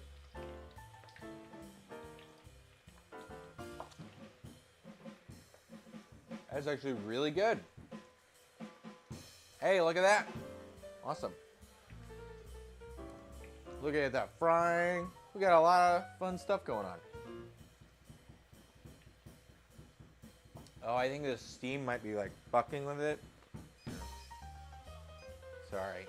I didn't know it's like fucking having a heartbeat. Like, vroom, vroom, vroom, vroom, vroom. I like phone. I swear to God, it's not flashing. Why is it flash? Okay. Okay. Well, we'll just leave that there. I swear it's not like vroom, vroom, vroom. You're fine, phone. God damn. Get a hold of yourself, phone.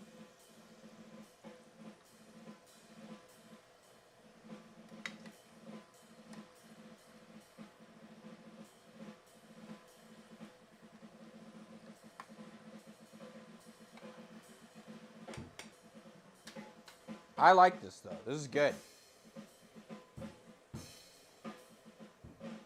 I'm surprised I didn't have any of these down there.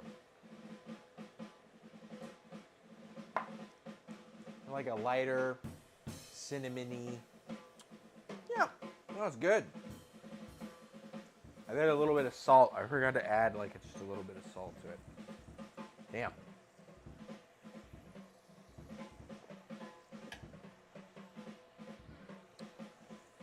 Wait, sorry. Just trying to make sure we got like, I want like day-old rice consistency, right? I want it a little dried out. And then after this operation's done, we'll like bust out the wok. And we'll do some wok stuff.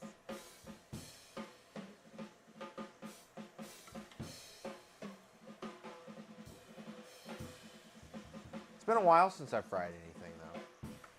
It's fun.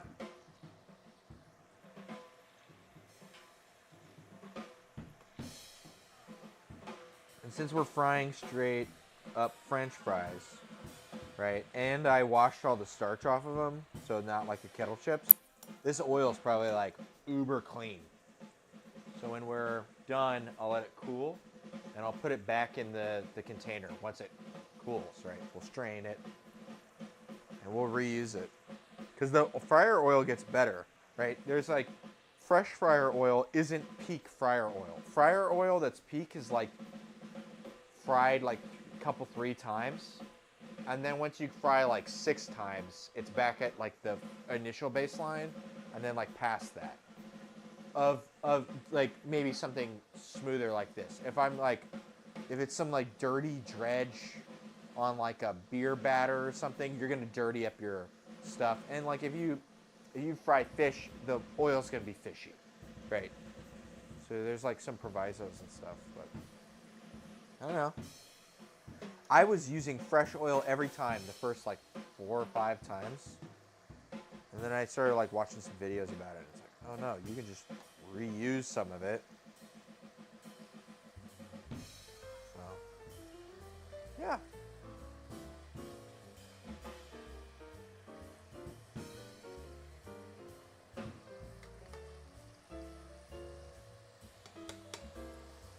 I'm looking mainly for coloration. I think we're probably in under our 5 minutes, but this, I had a pretty big handful the last time. This is looking pretty similar.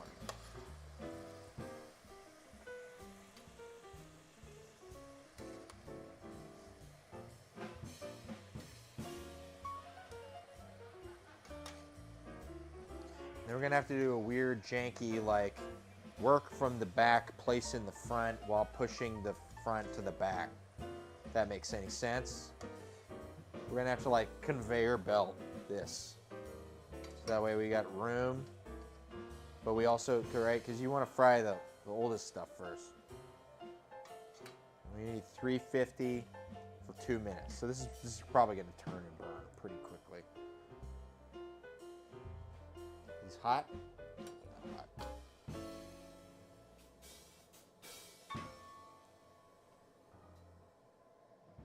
Got this like edgy guy. the side of the spider, you bitch. Aha! And you're out of here. Yeah, cool. 47, 48.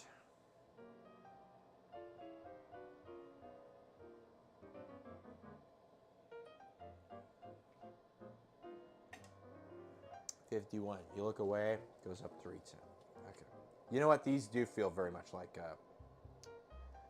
those fucking In-N-Out fries.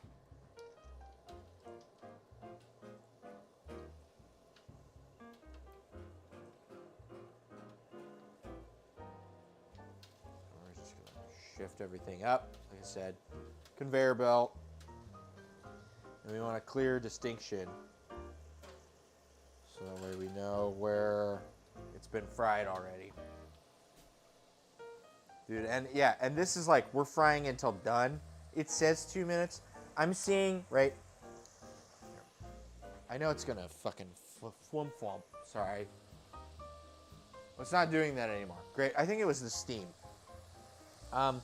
You can see, if you look closely, they're like, before, I mean, there was a lot of bubbles because there's a lot of water. But when I first put them in, you could see the, it's like the water coming out of it because there's not a lot of water left. And that like the crunchiness happens when the water steams and like punches a hole through the fucking thing. And it like makes this tunnel that is like, it's not even like cauterized. What the fucking embolized? It's something like that. And that's what makes the crunchy. You got all these tunnels of steam trying to escape. If you're so busy trying to heat up water with all your heat though, then you don't really get these tunnels to like punch through. And that's why that initial fry doesn't have the thing, right? And then you need your this guy to, you know, this is picking up too much slack.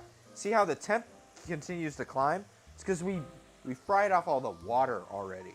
Like the vast majority of the water. There's like latent water. So now I actually have to turn the heat down. It's been on high this whole fucking time. Because we've just been frying water off. But now I can keep it. See, and we're getting color. Now we're actually getting some real color. I'll give it a stir. Might drop a couple 3 degrees. We do want it at 250. I'd like to try to keep it there as much as possible. 64, what the fuck? Fine. Let's kill the heat.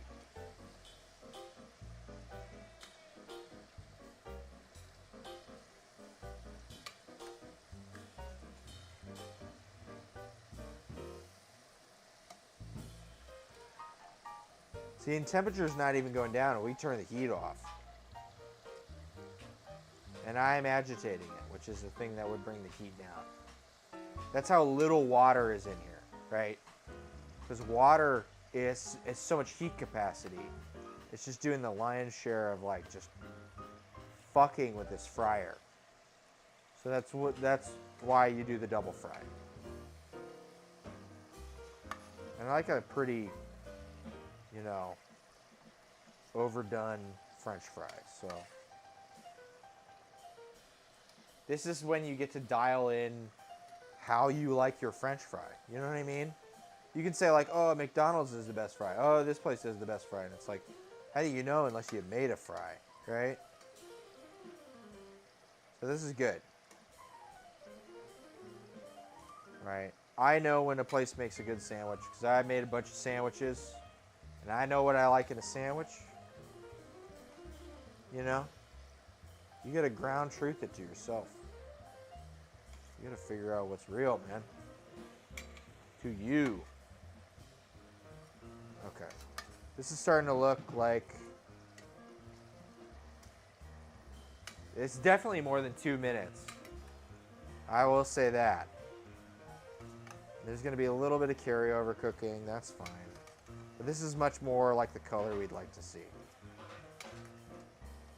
I think that's a legit French fry. And it's not the triple cooked, fucking uber long thing that I did the other time. That's a whole fucking production.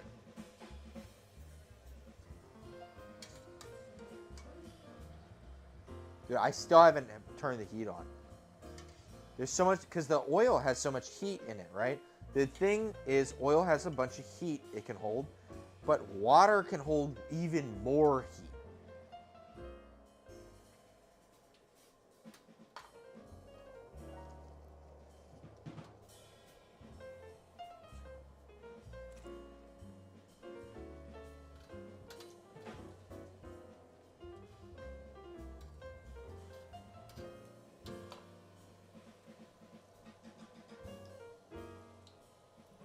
Okay, now we're actually dropping heat because we got some cold stuff and we're putting it in. I'll bump the heat back up because we are actually dropping. Okay, and I'm going to add some salt to this. Salt is a good idea right now.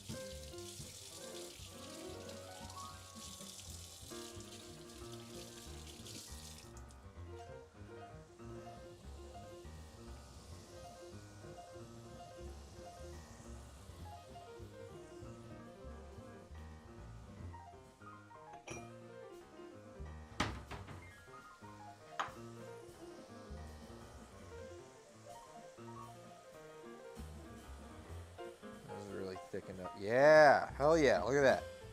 That's some dope ass fry sauce.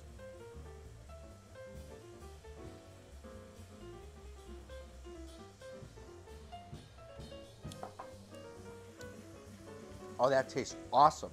The more that sits, the better it tastes.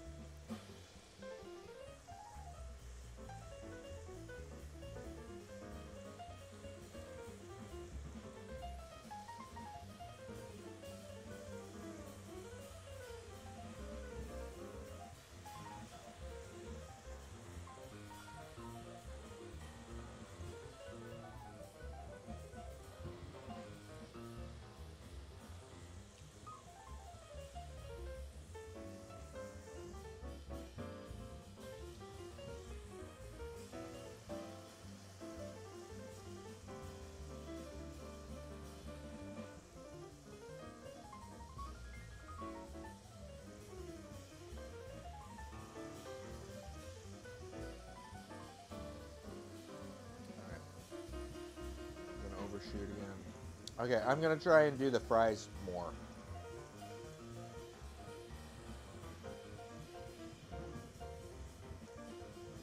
They're nice and fluffy on the inside. They're like almost crunchy.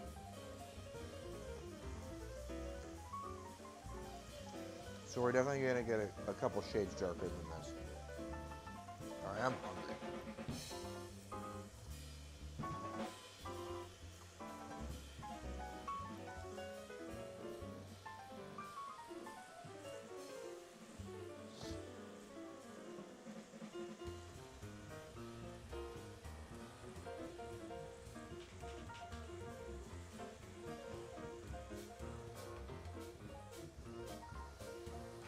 Oh.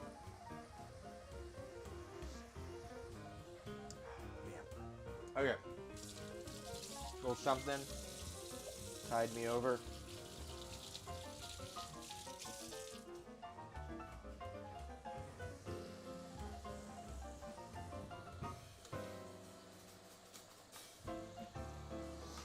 Again, heat just really easily climbs.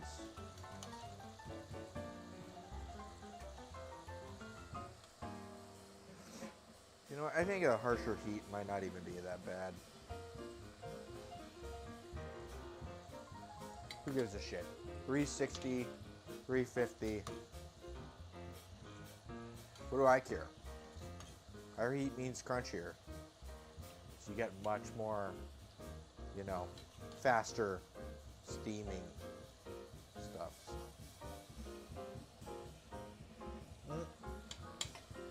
Sorry, camera.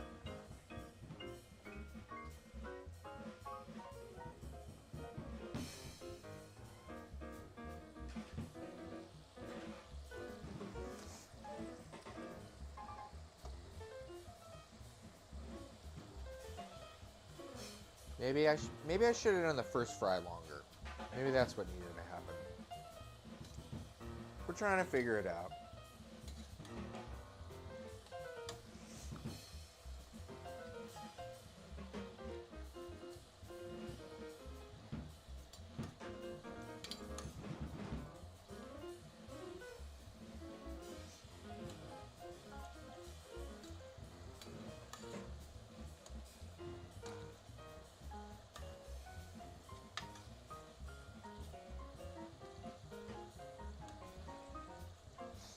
There was something kind of meditative about, like, just kind of keeping a basket of fries going.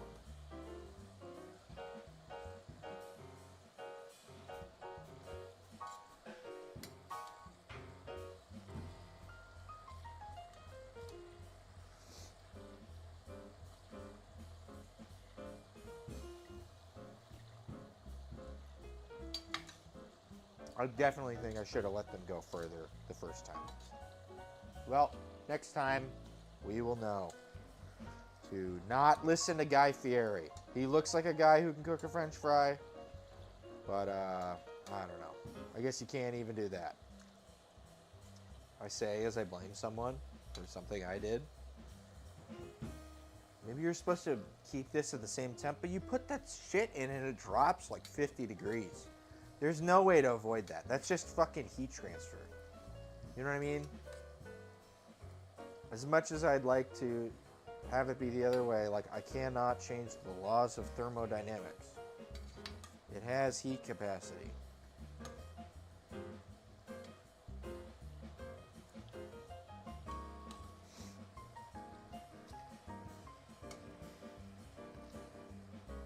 Okay, we're like decidedly a shade darker.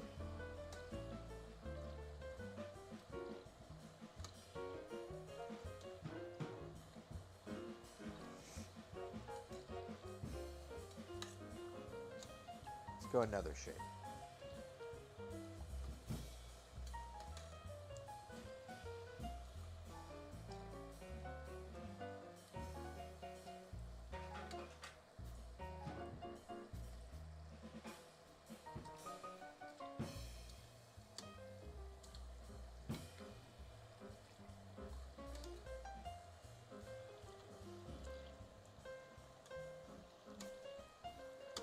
You want French fry?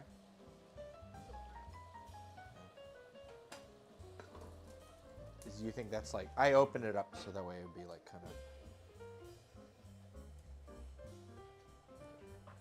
no.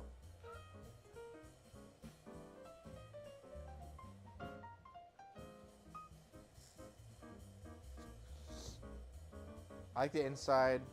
I think the outside just needs to be more crunchy. Yeah? Okay. Yeah.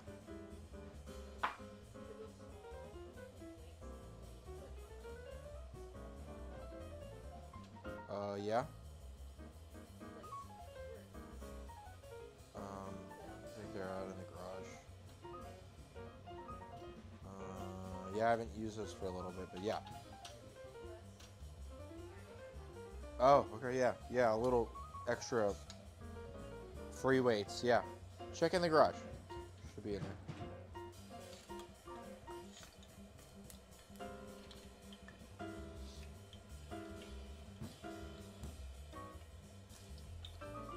Producer is using a heat press on a t-shirt.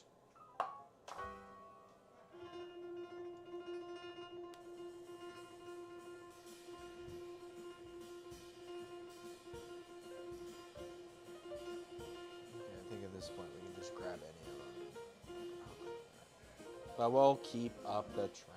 We'll grab the ones from the back. Ow. Somehow that got on my right hand. How the fuck did that happen?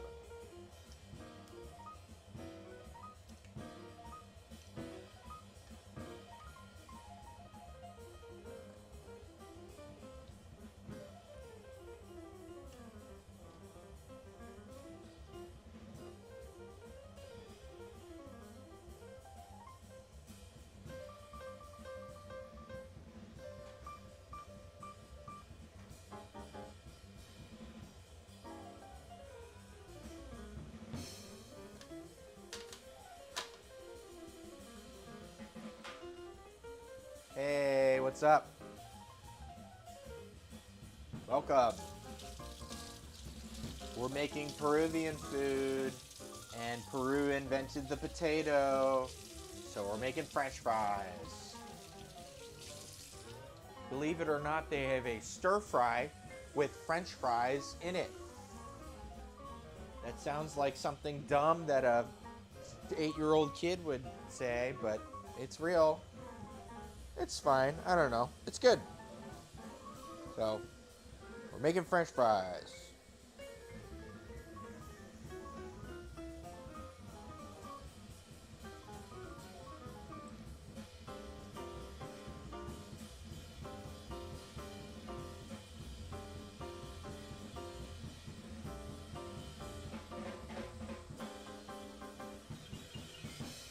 It just tastes good, man.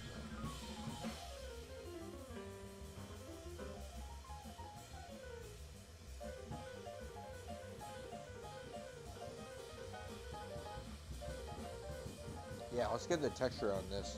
Texture rating. Oh, way better. Night and day. I think we just need this hotter. I think Guy Fieri is cucking us by giving us a too low of a temperature. Yeah.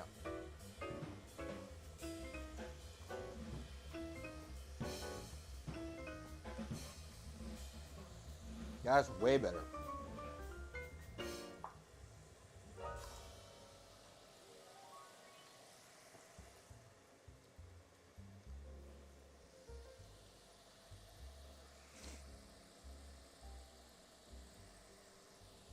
He's trying to keep all the good fries for himself.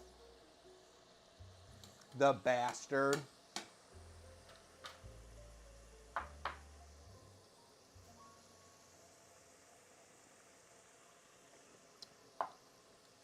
Oh, I'm getting a little more cinnamon towards the bottom. It's like with the sugar. Or maybe it's had more time to kind of develop. Huh. It's a good drink, I will say. Very simple.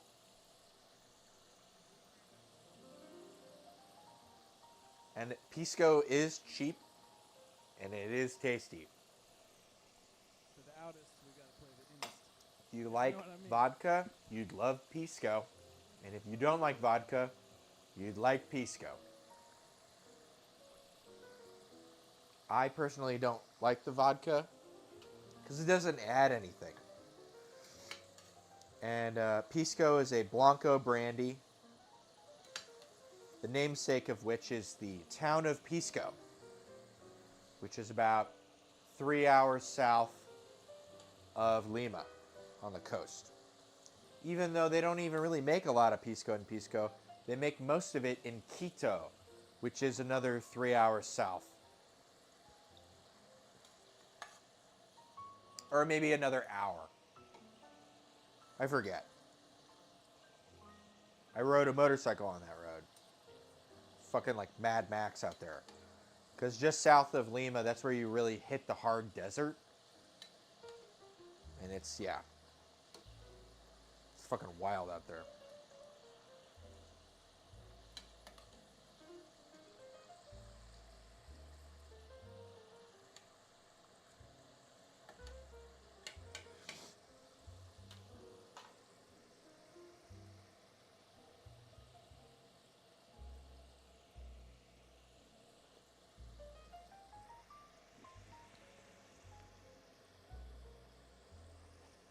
Testing for science. Yeah.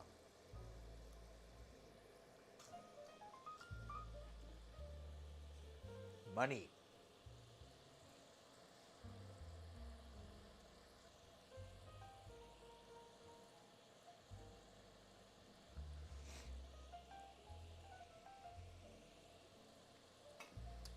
Suppose we don't need this here anymore.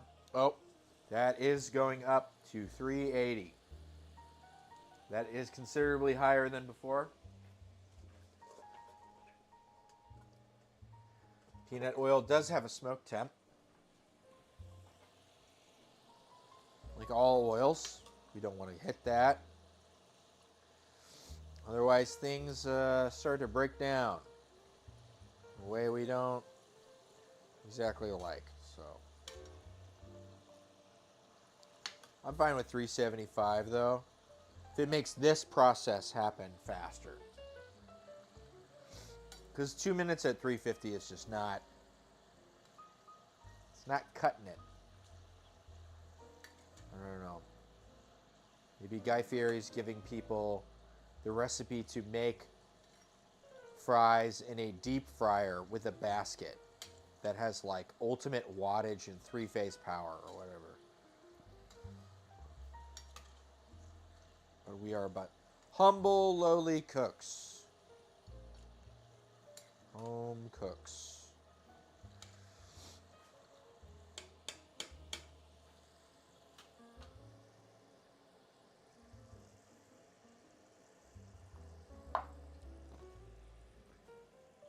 You know what we can do right now? Mise en place. Mise in place.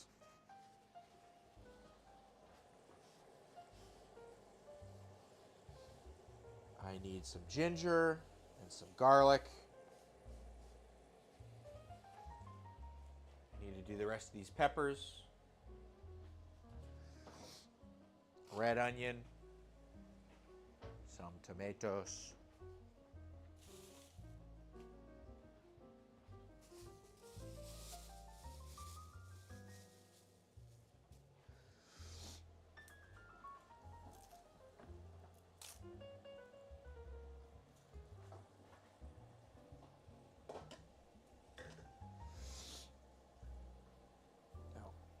You know what? This doesn't need to be here. Why is it here?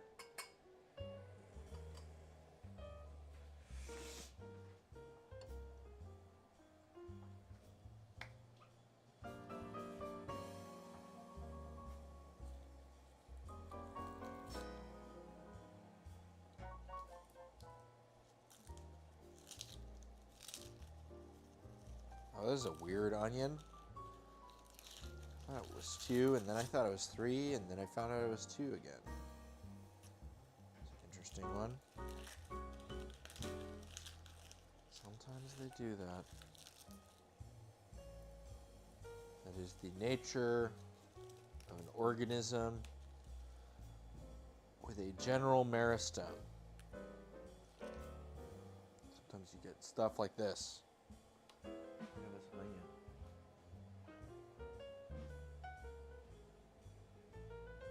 Normally it will split kind of halfway, but this one got really off to one side. Interesting.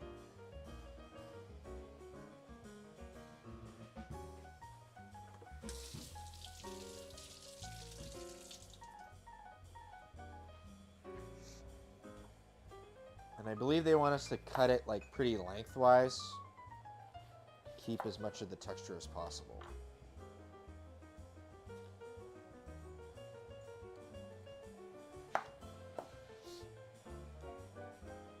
So we're just going to go at it like this. I'm going to try to keep it pretty thin.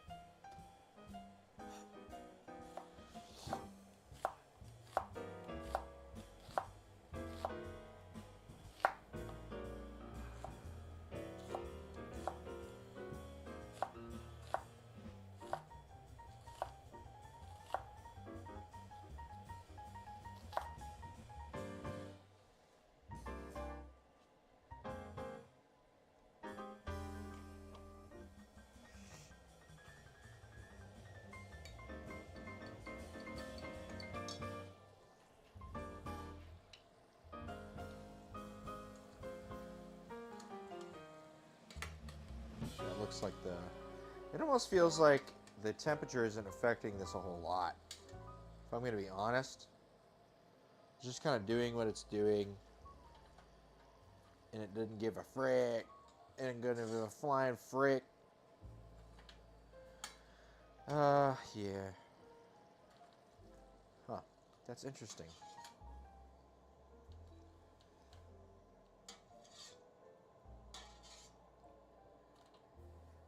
Well, we're learning. That's good.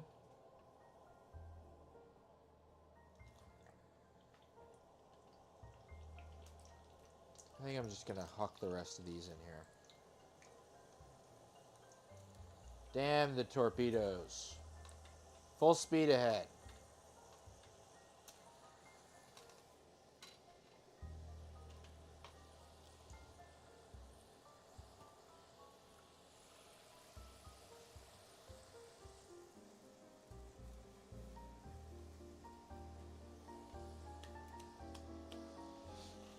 Okay.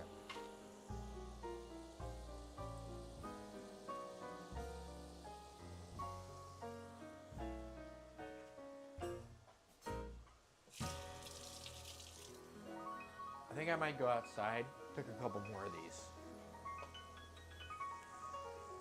Like two. I've got... Where's my headlamp? It's around here somewhere. I literally was just using that thing. Huh. Donde. Me Somewhere over the headlamp. rainbow, we'd like to dedicate that tune to our dear friend Sal Cappy. Thank you, Emmett.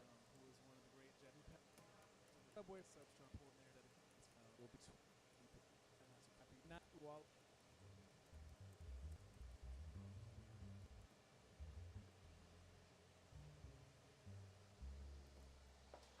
All right. Yeah, we're back down at 355. That's fine. Seems like we're doing what we need to be doing. Huh. I don't know where... I must have left it outside or something.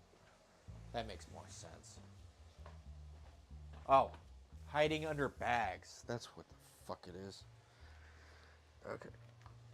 More ají amarillo, please.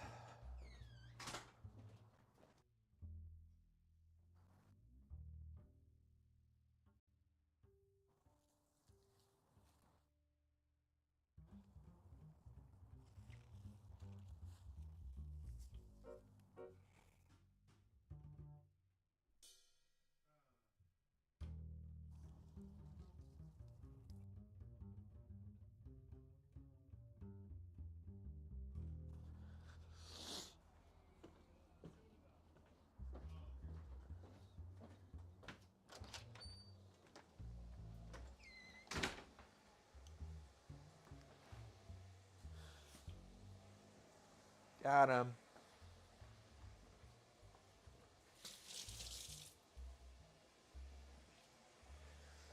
I think I'm just going to ring these guys up.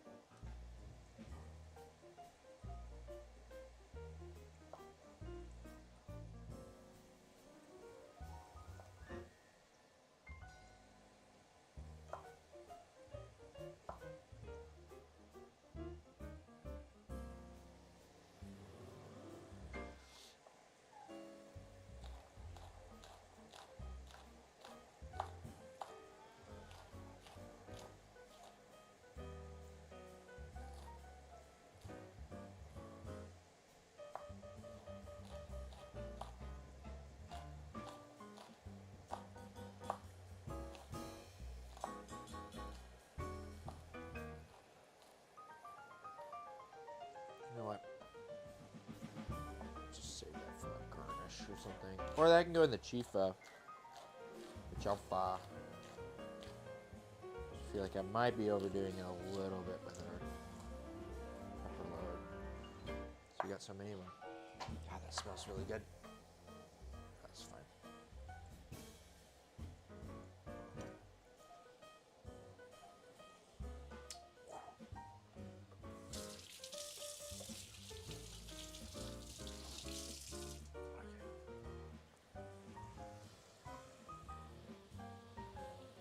did this one like lose so much temp? We're back down to 330. How?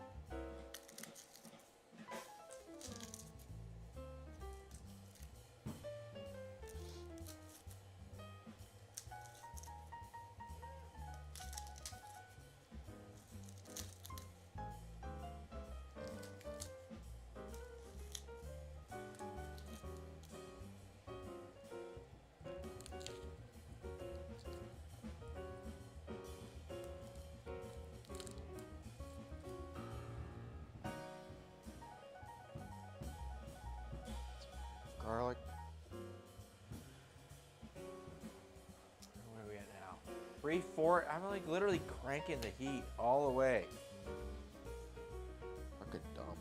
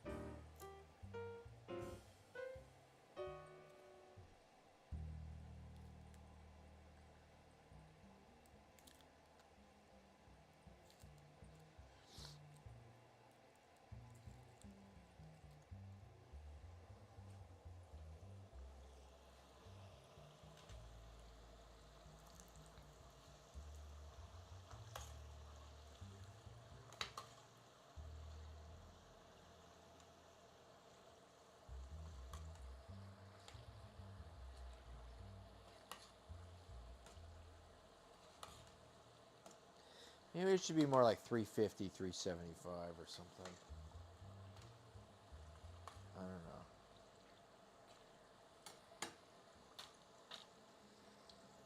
Try this last batch.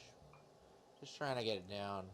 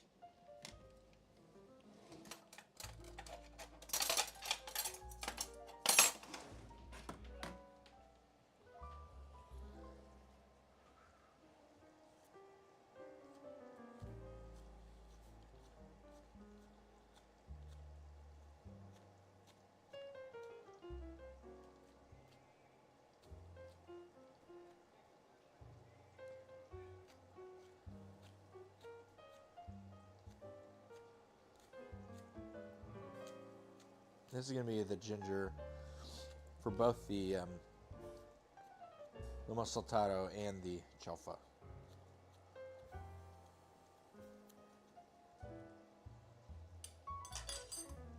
You don't need a ton. Most of it's going to go in the Chifa anyway.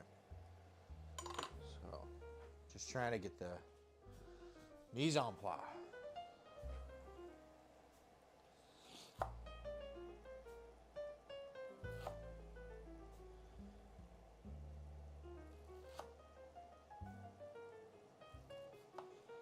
Great. That's plenty.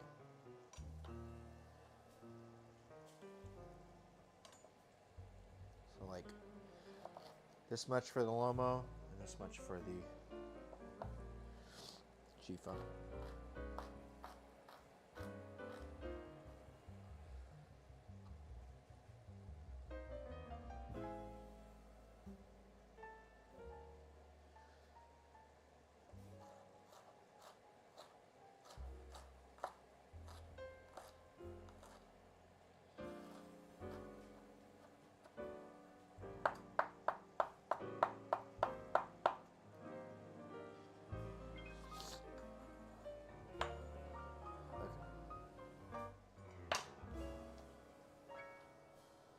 This is most of our mise en place.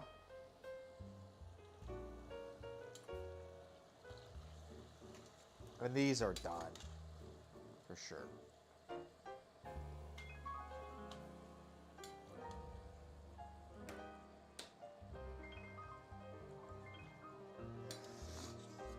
God damn.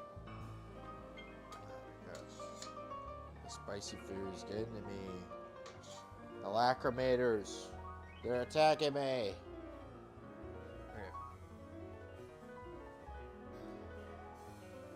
Move this over here. And some salt. So we've got our mise en place mostly done. We got the meat marinade. We got all this stuff. Everything for the Lomo Saltado, basically. Except for tomatoes. I've been cooking now for about 3 hours, and I gotta go to the bathroom. I think it's about time we take a break. We'll come back, do the Lomo Saltado, and we'll make the Chifa, which is a simpler sort of stir fry, or fried rice. Anyways, we'll be back in 10-15. All right.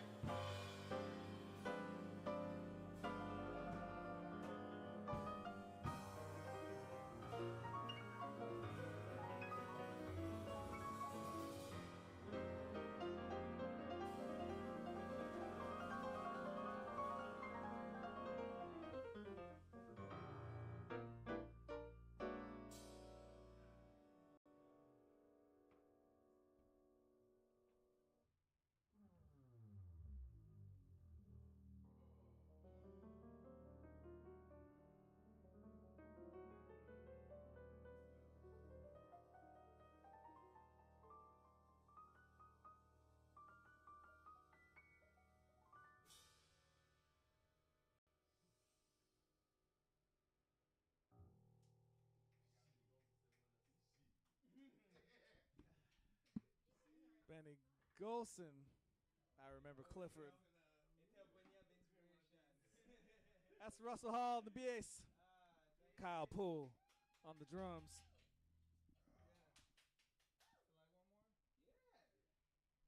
Gonna play one more. Y'all good out there? I would be remiss if we didn't mention that we were taking some donations as usual on PayPal and Venmo, and for all you Bitcoin users out there, Cash App, all that stuff. It goes to the band and helps during the era of he who should not be named. It, which should not be named on this because we play music to forget about that. Anyway, I would also like to let everybody know that there is an exclusive membership program, and we do some other concerts throughout the week. We just did something very beautiful with Houston Person a couple of days ago, and that's up in the members access portal in the website. So you also get a Dirty in Detroit vinyl CD, and if anyone feels like subscribing tonight, I think we could still fit you in the liner notes of our upcoming record that's called Future Stride. and all the subscribers will get their names in there. So we thank you for that, and we thank you for your support, and we thank you for listening, because that's the most important thing, and we thank you for being kind to other human beings on this earth, because that's what we need right now. Just a little kindness, a little love, a little swing, a little jazz, and a little blues.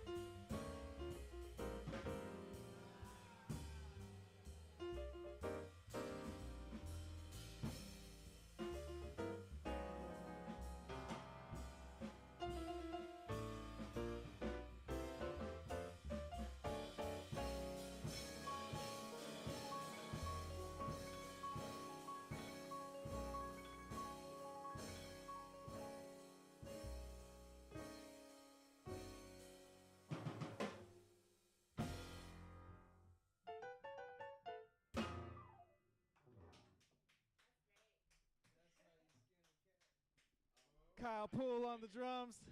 Russell Hall on the bass.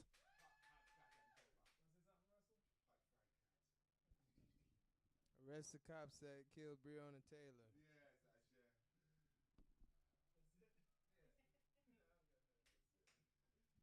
We love you. We'll see you next Monday. Tell some friends. We hope that that you enjoyed it, and we'll see you all very, very soon. Don't forget.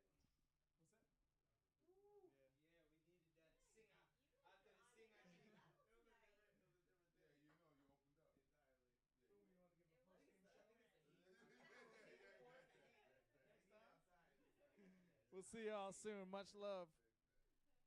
Thank you for all your donations and help and everything. We love you.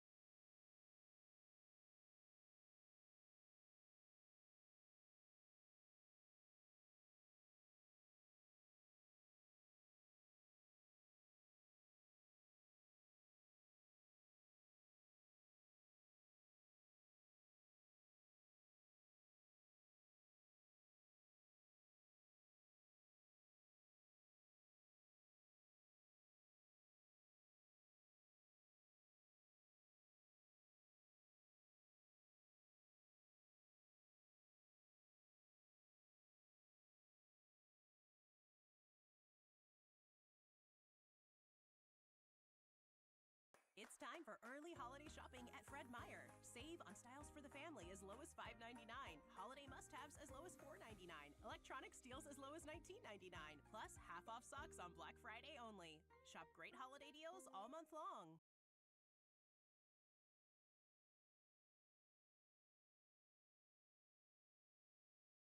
What you want to do is save hundreds when Liberty Mutual customizes your car insurance. That's great, but can you ask your friend to stop digging into the green? I can ask, but he's not going to. Only pay for what you need. Liberty, liberty, liberty, liberty. Whoa! Hey, we're back. Temperature on this oil still 290. It's fucking really hot. Okay. But these fries are basically done. I'm gonna toss them on a littler sheet so you can actually do stuff here. I thought I had more of a medium-sized sheet. And I'm only seeing the extra double large sheet. And the teeny tiny weeny sheet. Okay, well, fine. I'm trying to downsize this so I can... Wasn't there a sheet that, like, fit this better? I swear there was one of those. Yeah, the one down from that big size. Yeah, but that's not in there. And I don't know where it's at. I don't see it anywhere. Oh, I think the cake is on it. Oh, it's on... There's a cake that I made. The Pakla Karaplaba. Okay, well, that's fine. I'll just put it all on here. And we'll get set up for our Lomo Saltado.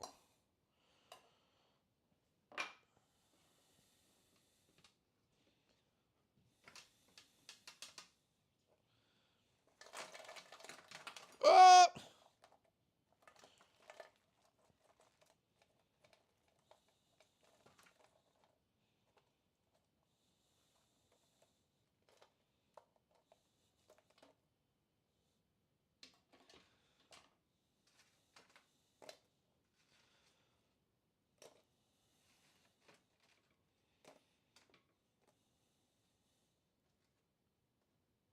Okay. French fry.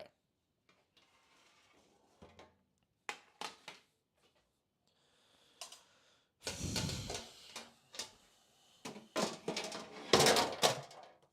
that can go in there. Okay. We'll pull out the wok Let's start doing wok shit.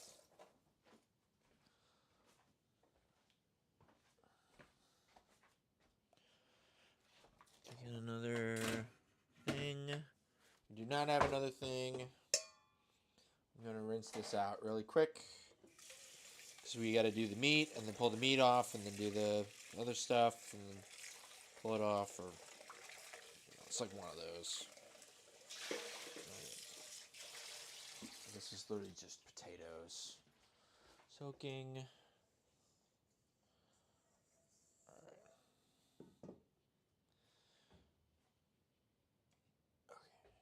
And we'll sear off the meat, put it over here, do the aromatics, toss it all back in. I mean, it's supposed to be pretty quick.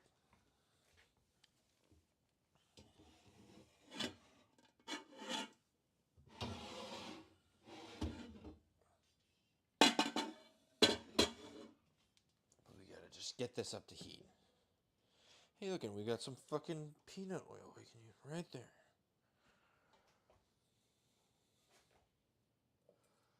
It's already hot, too. Great. I might as well just have this.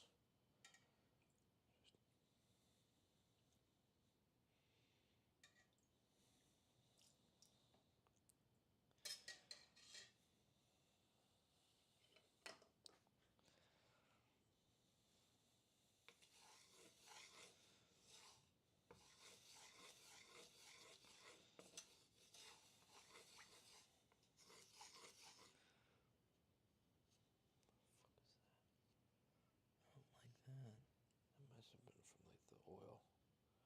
It's like a piece of something. Foreign material.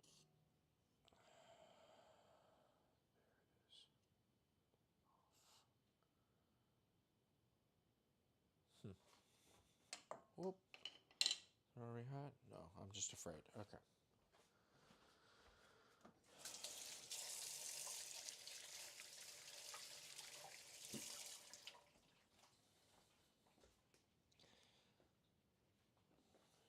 And then you do that thing when you know you got the temp you want.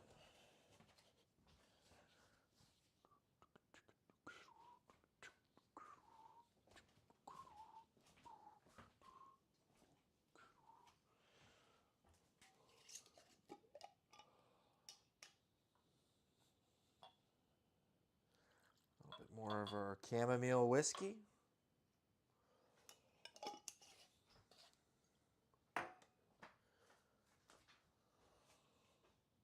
Just a little bit of smoke from all the oil from the fries.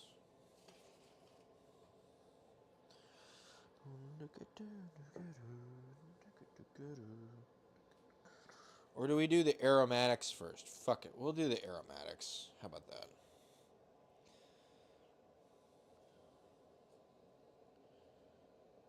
I can't remember which one we are meant to do first.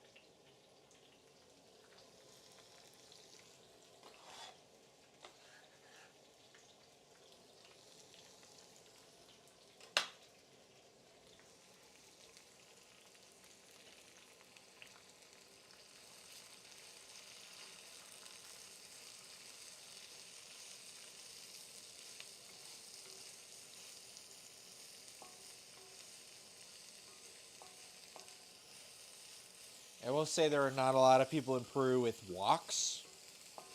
So It is a stir fry. It is most always not made in a wok, though. So, something. Marinating meat. We'll put it back over there. I want to just smash and add these.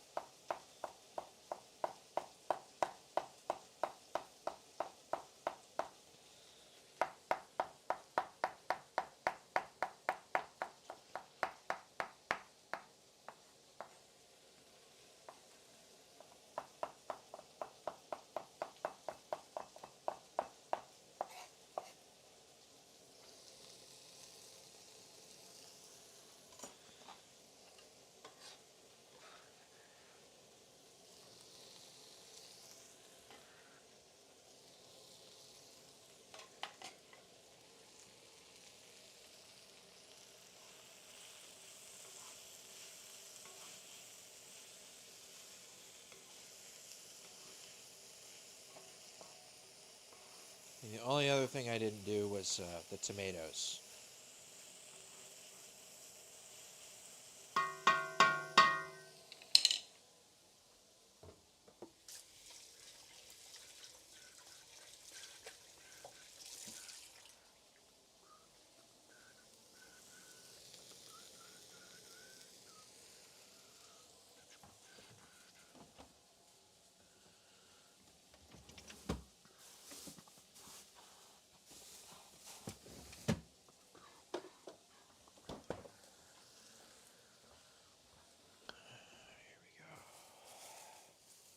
They're store-bought tomatoes, so they are not the best, but we're also tossing them into a stir fry, so I don't exactly think they need to be the best to be good enough. Let's grab, I don't know, 3 tomatoes. Start with 3. We'll see where we go from there.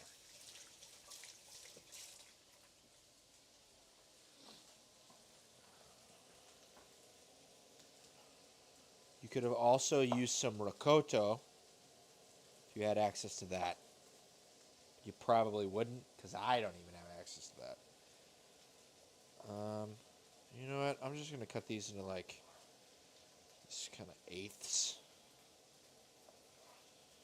And you could core it out if you want, but these are pretty light on juice anyway. They're not very watery because they are December tomatoes. So, you know, what are you going to do, right?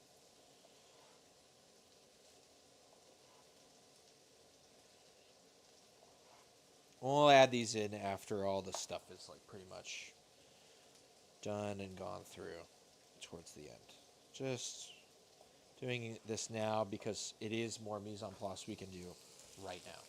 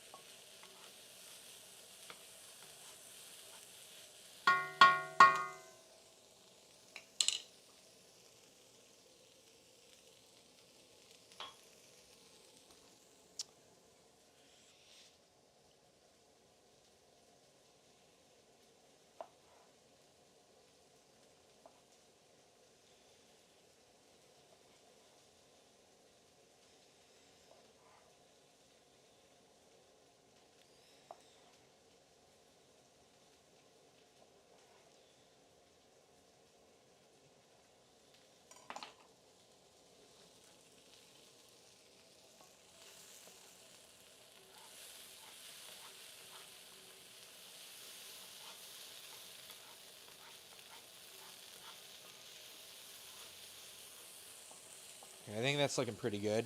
And we We might need to toast these off in batches, the meat. In which case, it'll all just kind of go into here until we're done, and then we'll plop it all back in, add the tomatoes, toss it with our sauce. Get it to the consistency we would like, and such.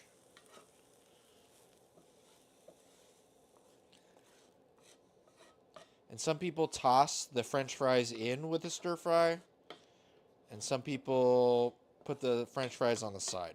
Most of the time, French fries is on the side. A lot of the recipes I saw on Instagram, they toss it in the stir fry. Most often, it's on the side. So.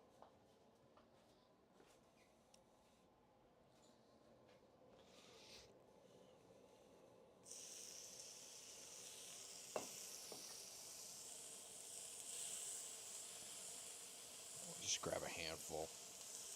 Look it in the bottom of this thing. Smells really good.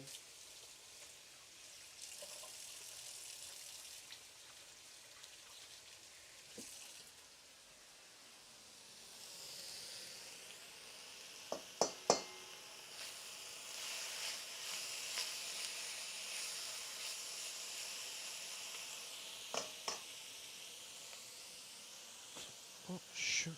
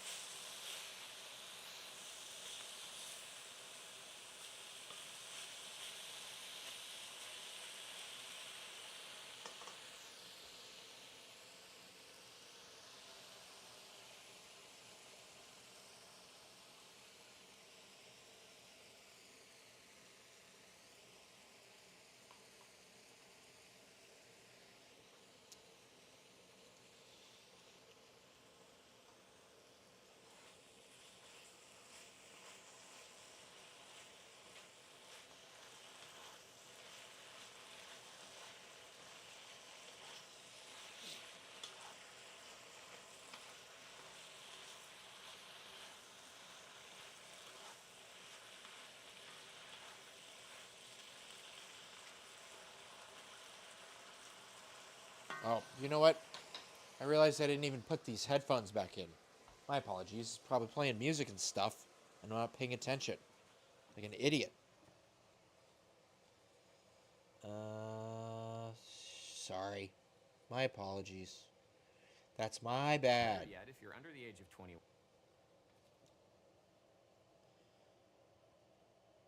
Let's grab another live stream.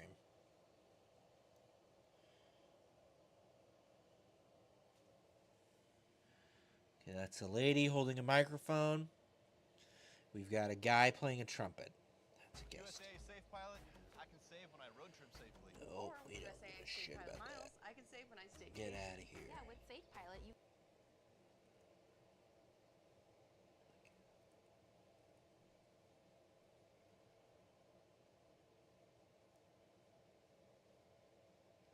Mr. Russell Hall.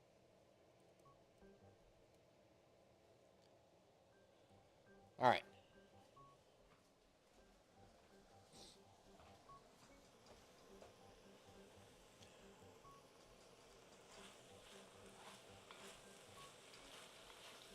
Maybe add a little bit too much meat. Looks like we're rendering out some liquid. It's not what we want. We would like it to be sauteing.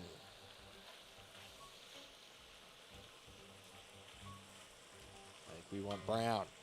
Right. Smells good though.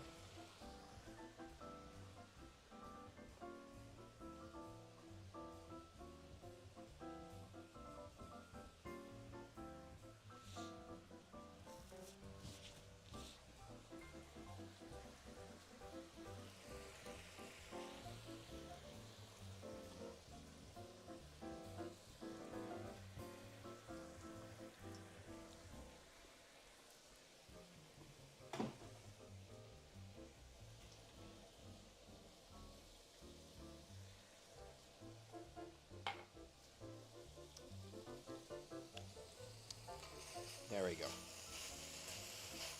Back on track.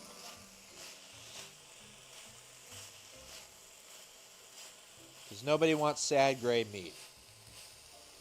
You gotta get some color on this stuff.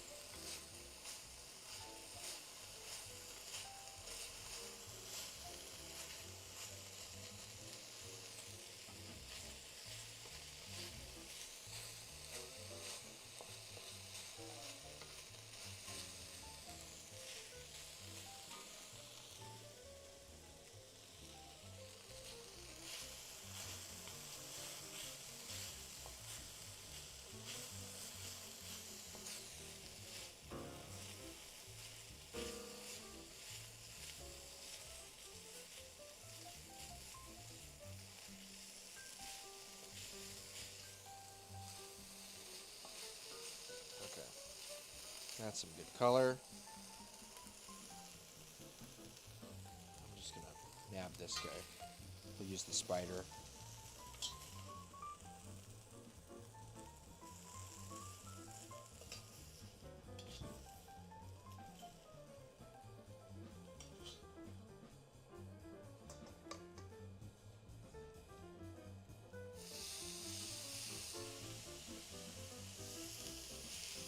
Do them in a bit smaller batches. Oh, sorry. Camera went out. Give me a sec. And we're back. Ba-bam.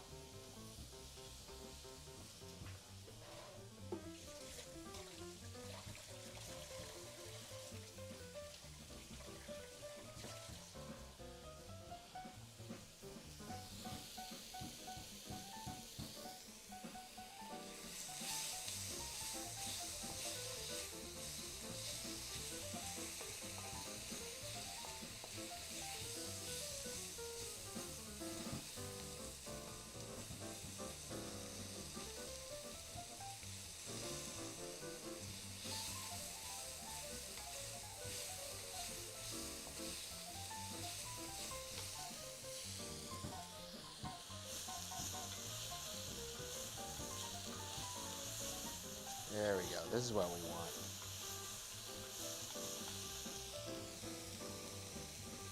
Add a little bit more of our peanut oil from the fryer.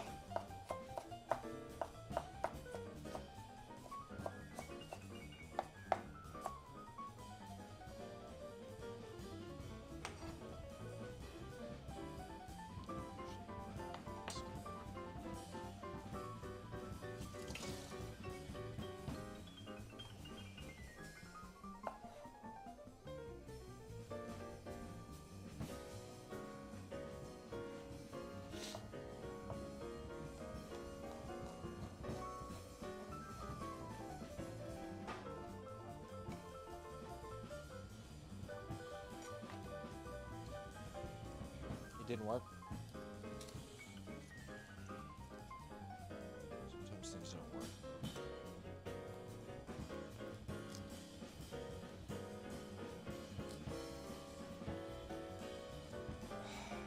Could do.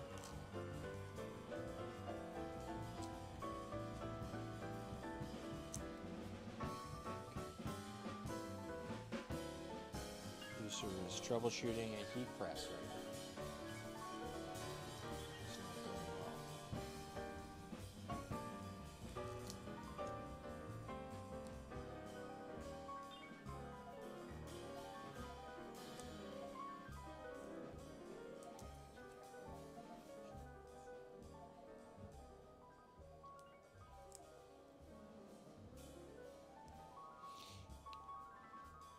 Time to start doing some Google searches with Reddit after it.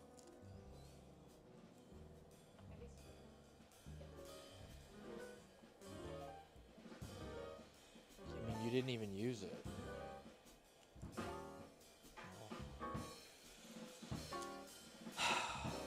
That's unfortunate. I guess at that point you might as well just figure out how it works yourself. You know what I mean? We can talk about it later. Sorry.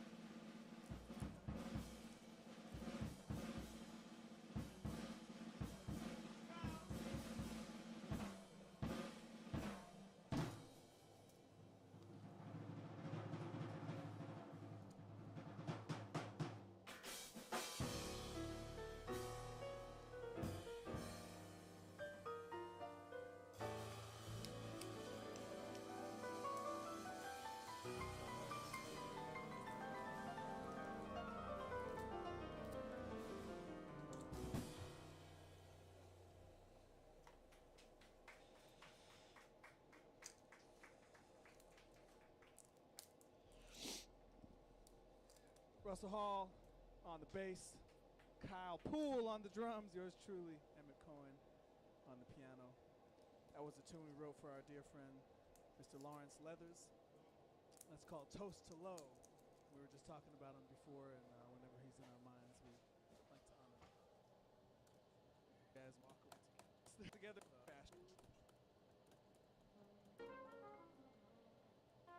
Okay, cool. Trumpet guest. Fun.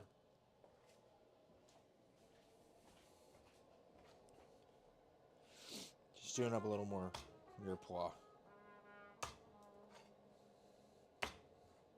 Or it's mise en place.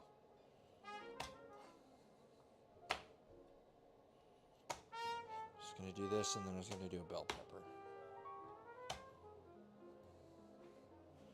Even though bell pepper isn't exactly all that common in Chifa. Chifa. I guess the serrano isn't either.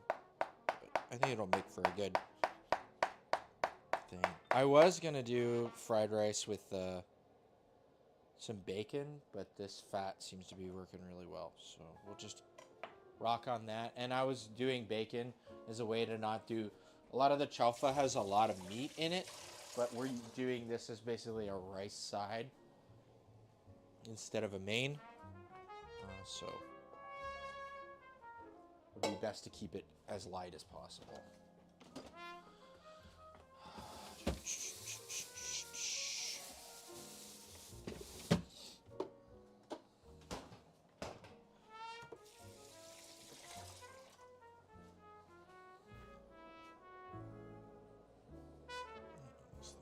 Smashed.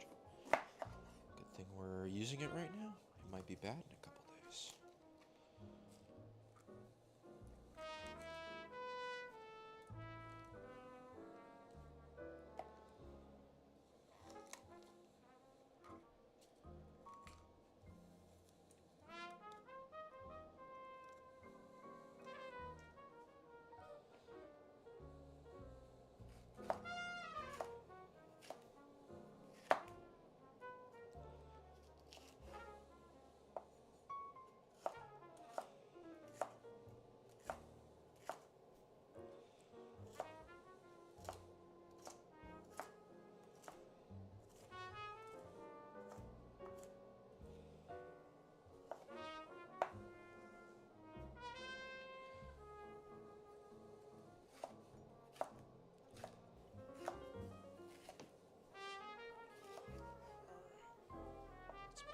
mise en place for the chifa, which is basically a fried rice. That's why we made some rice earlier and I left it open so we can do the fried rice thing.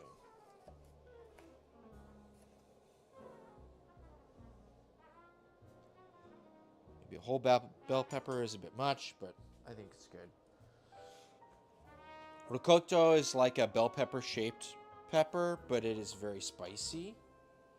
I think you'd find that more in your chifa, which is fine. Yeah.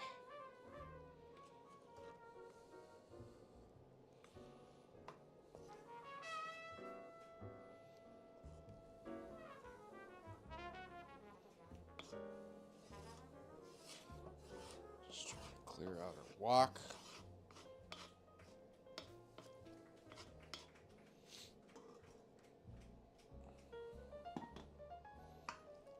This is our Lomo Saltado. It's nice Peruvian Chinese stir fry fusion. Alright. I'm just going to be kind of quick and dirty about this because we are going to want to fry, and there's like a cornstarch slurry in here. I'm just going to wipe this out. And that should do a good enough job. And I need to clean the whole thing. I just don't want this stuff to burn on it. Right?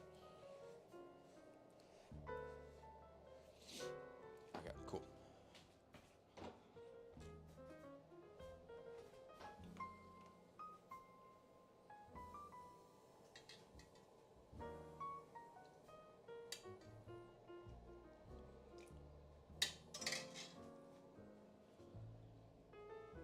We'll get the heat going again. I did cancel. Cancel.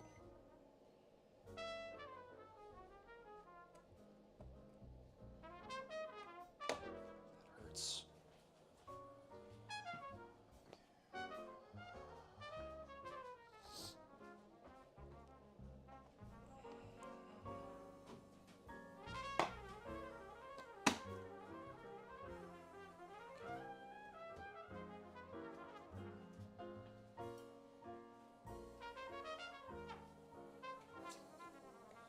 Oh, that's getting hot pretty quickly.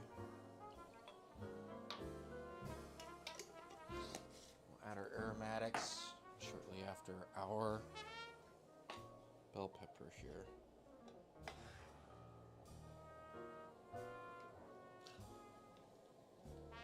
Ah, it's still heating. Okay. Tricked. Saw the bubbles in the bottom.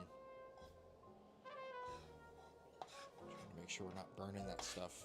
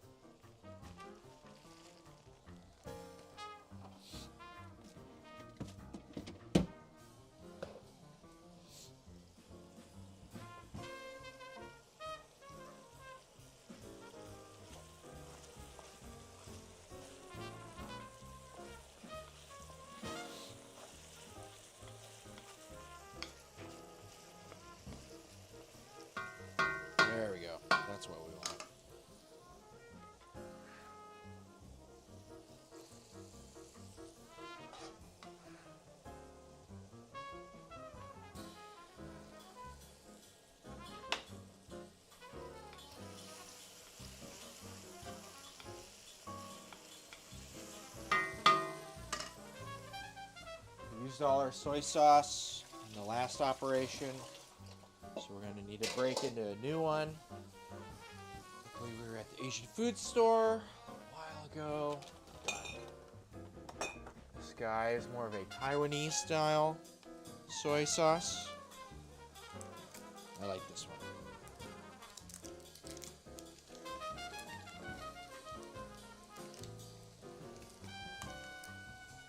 We're also probably going to add some fish sauce to this. So I'll bust out. Right now we're rocking the red boat until we run out of that. And then we got some Mega Chef in tow. But that's probably going to be a little while. Not today.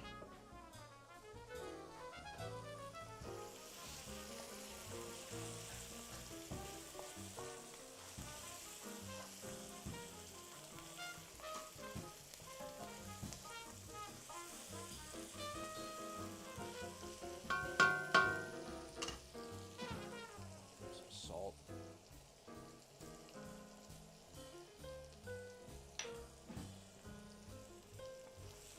I guess we can use MSG too. It is fried rice. Yeah? MSG? Where the fuck did that go? I know we got a deal of MSG in here. And it's cut from the wrong side, so it's upside down when you look at it.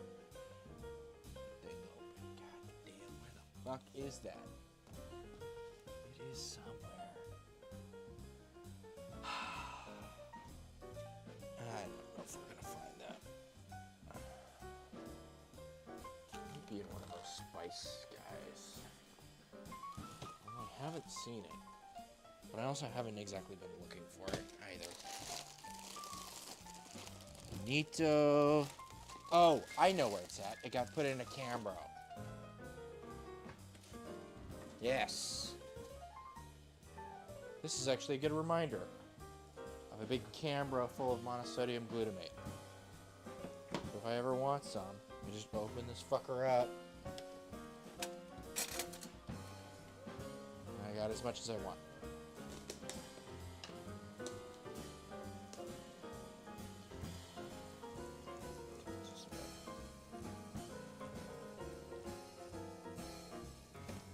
We're gonna add that whole deal of rice, so it's kind of why I'm over seasoning.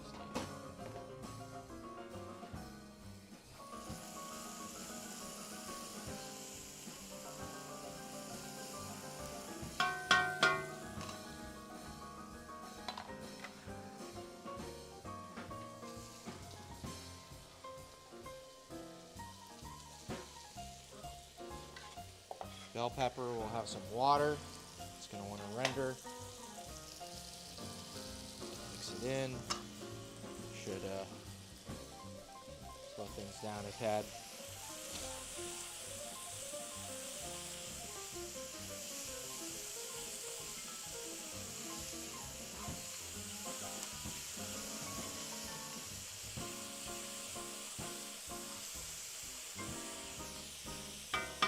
Whoops.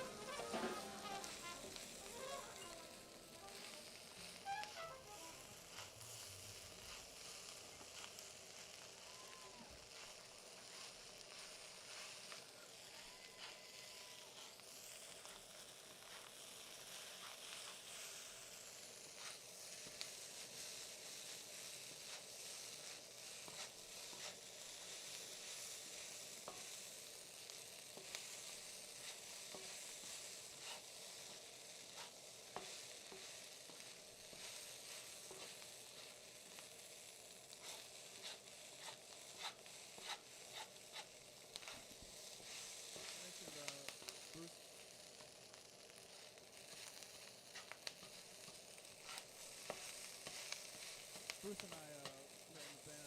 Well, we met before that, but we both played in the band with him and Riley. And this is a fun song that we recorded.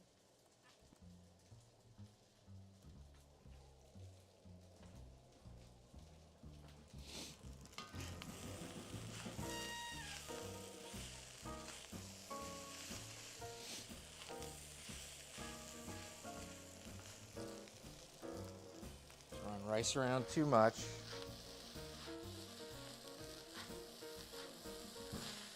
That's good.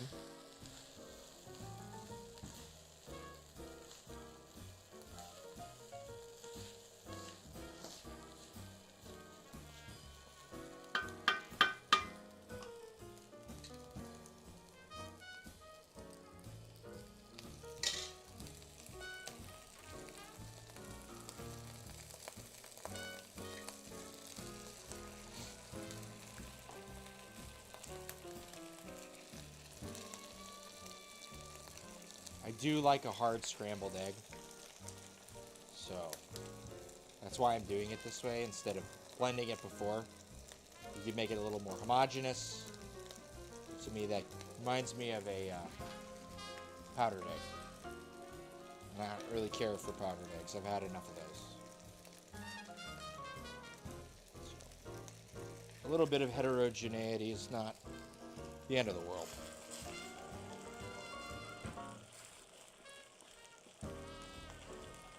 I mean, look at that. That's not even that bad. So.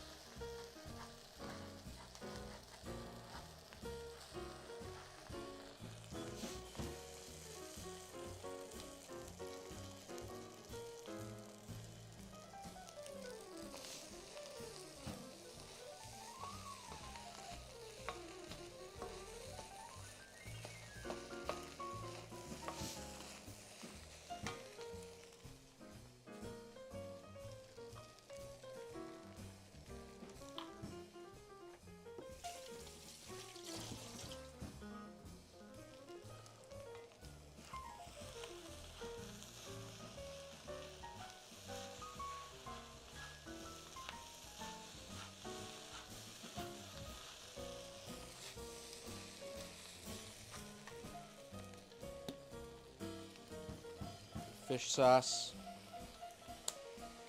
some of our soy sauce, decent amount of that.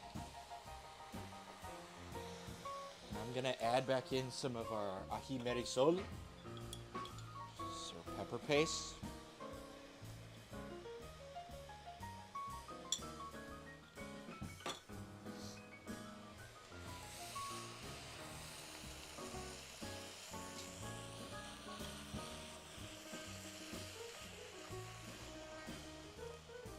Down a little bit.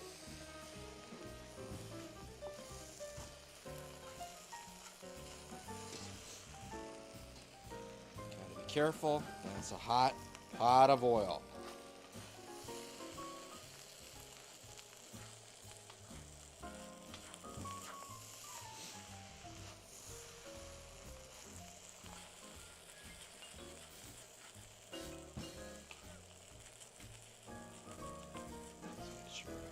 Stickage. Easier to clean up now than later. All that. Kill the heat. Just play with the residual heat in the pan. Make sure we got no stickage.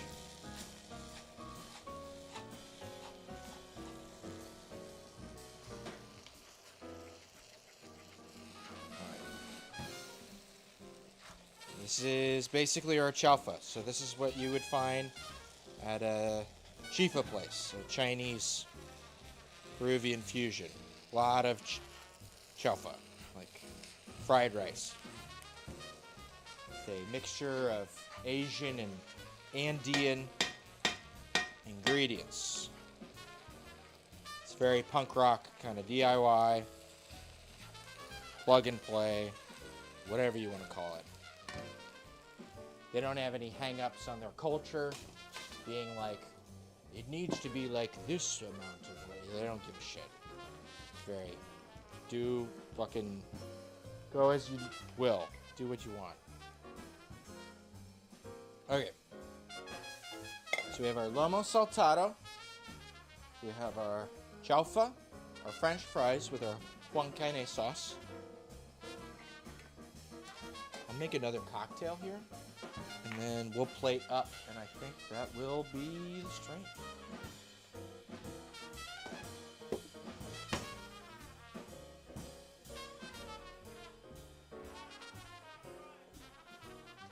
Definitely have enough pomelo juice, lime juice, pisco, and cinnamon syrup for one more of the, what do they call it? What is it called? I don't recall. What the fuck is that drink called? It was like on Instagram. Motherfucker. But it's like on my saved in my Instagram. I find all these things from different places. It's really hard to remember. Chiruline.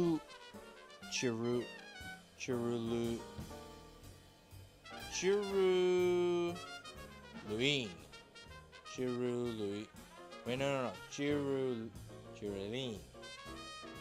The emphasis on the L-I-N. Right, L-I-N. Chiruline. Alright. Afro-Peruvian. Sorry for saying that over and over again.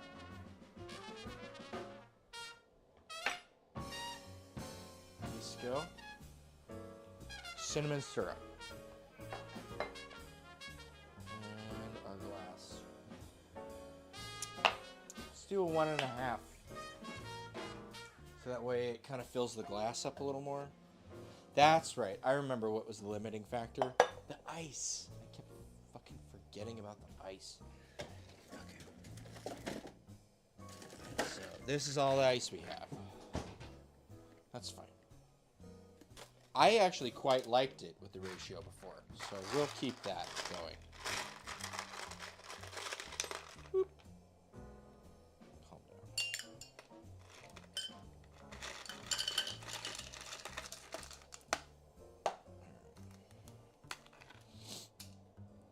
It was 2 ounces pisco. We're doing 1.5, so we're going to do 3 ounces.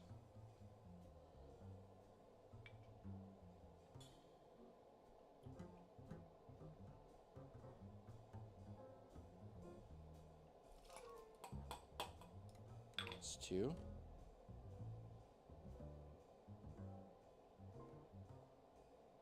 3. It was 1.5 ounces of pomelo or grapefruit juice, which times 1.5 is 2 3/4 ounces, which is just shy of 3. So we will basically just pour this up to the top. This is adding a fair amount of sweetness and acidity, so it's not like it's going to be overly sweet or overly sour if we go a little over on that guy, because yeah, it is adding both of the, I don't know, normally things are broken up into simple and all that stuff. That's why these are less. So it was 1/2 ounce of this cinnamon simple, so we will do 3/4 of an ounce. And it was 1/4 ounce of our lime juice, and instead we will do 1/2 ounce.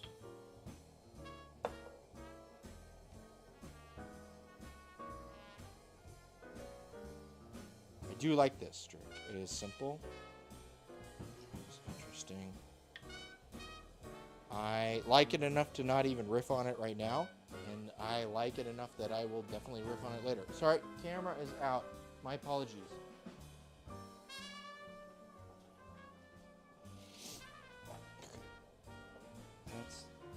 ingredients.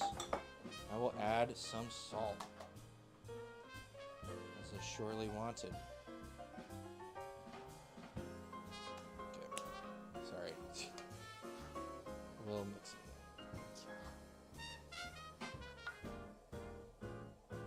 Okay.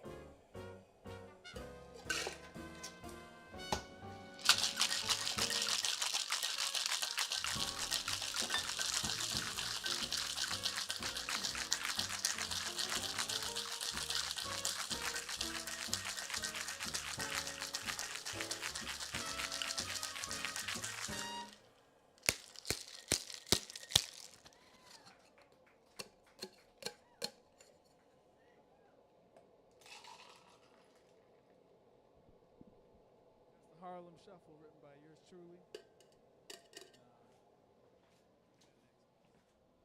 This is also our rehearsal and the gig at the same time. Get a little bit of garnish action going Here every Monday. with some green onion and cilantro. Approaching half a year of quarantine. We all have through so far. Cilantro, green onion. We'll just do all of both of these. Just trying to be... I'm always so focused on the flavor, and then I'm focused on the texture, and then I'm focused on the presentation. So, and sometimes I spend so much effort trying to get those first two that I just don't even give a shit about the last one. So I'm trying to be better about that. Trying to make things that look photogenic. We are living in a digital world, and unfortunately you don't get to taste this food unless you make it yourself. And so, as good as I make the food, you know, you can't try it. But if I make it taste good, and then show it in a way that looks good, then you might be prompted to try and make it, which is good. So, we were hampered by the medium, unfortunately. We are celebrating Charlie Parker's 100th birthday all month. That's right, Charlie Parker's birthday. We're broadcasting to the players too. I was in the last stream. We'd like to play a little Charlie Parker for you. We've been doing for the past couple weeks. He's turning 100 on August 29th. And whenever there's a centennial, it's a big deal. So we're celebrating with one of Okay, Emmett. I don't need a monologue. That's what I'm here for, I guess, or not. Thank you much.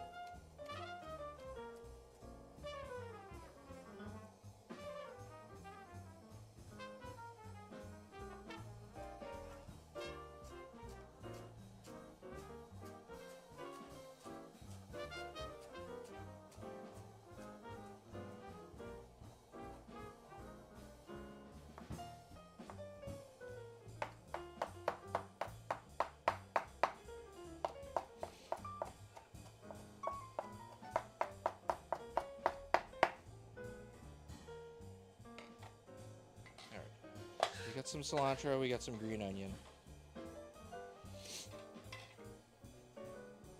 Let's make a dope-ass plate.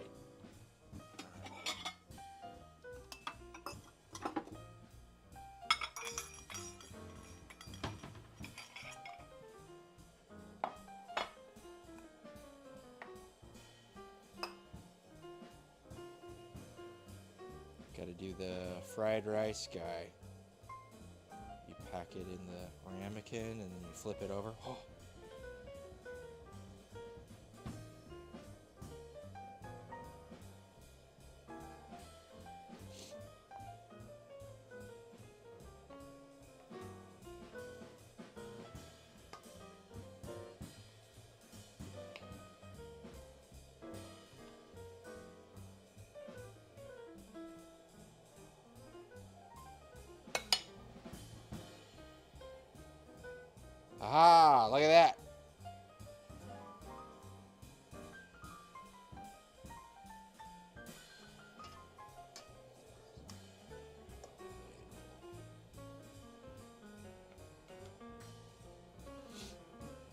Saltado.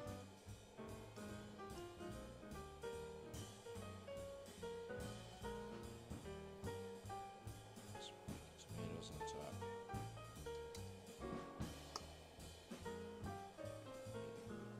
Maybe scoot a little bit. Thank you. Fuck off, handful of fries. This is something you would find in South America, I promise you. This is what it would look like. This would look something like this.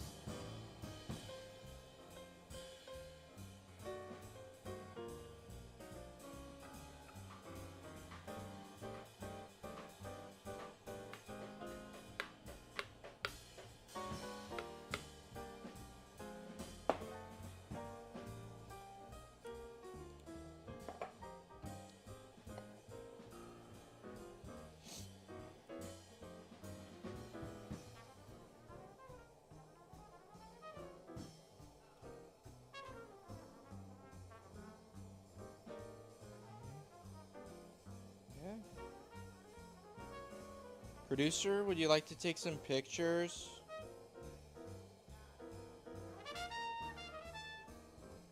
I'm trying to work extra hard to make it look nice. Please.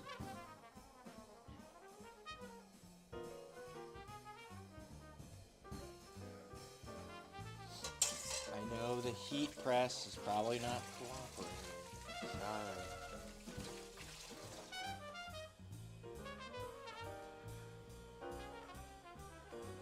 Does that look alright?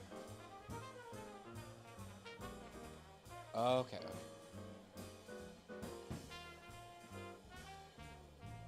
Yeah. Anything? Yeah. You can move anything you want.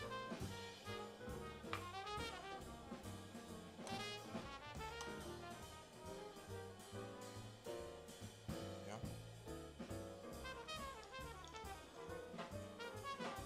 That's fine. Yeah. Whoa. What am I supposed to be like?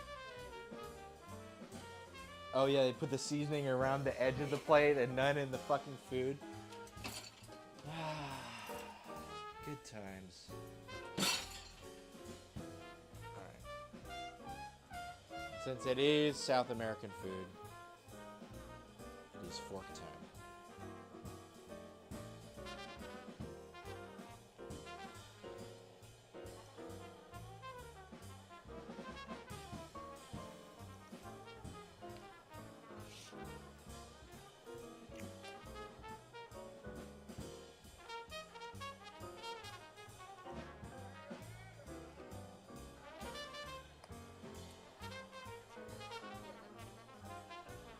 Yeah? Okay, cool.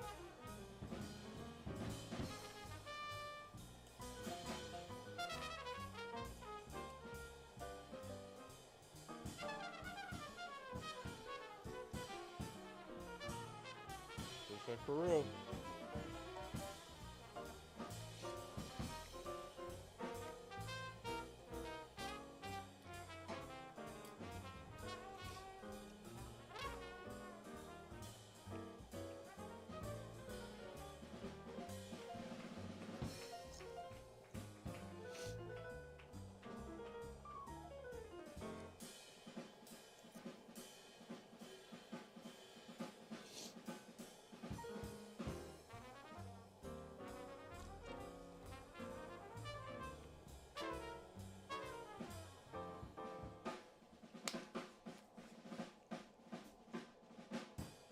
This is really fucking good.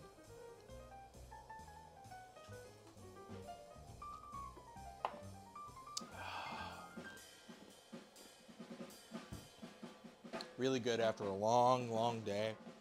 And especially, you know, I've been cooking for about 4.5 hours now.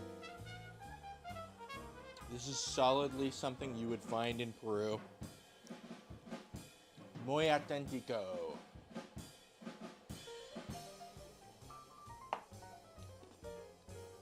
We may do French tacos. Not next. Another time. Alright, I think that's all we got for tonight. But Yeah. No, this is fun. This is a good one. All right. I'll catch you later. I hope you found what you're looking for. Peace.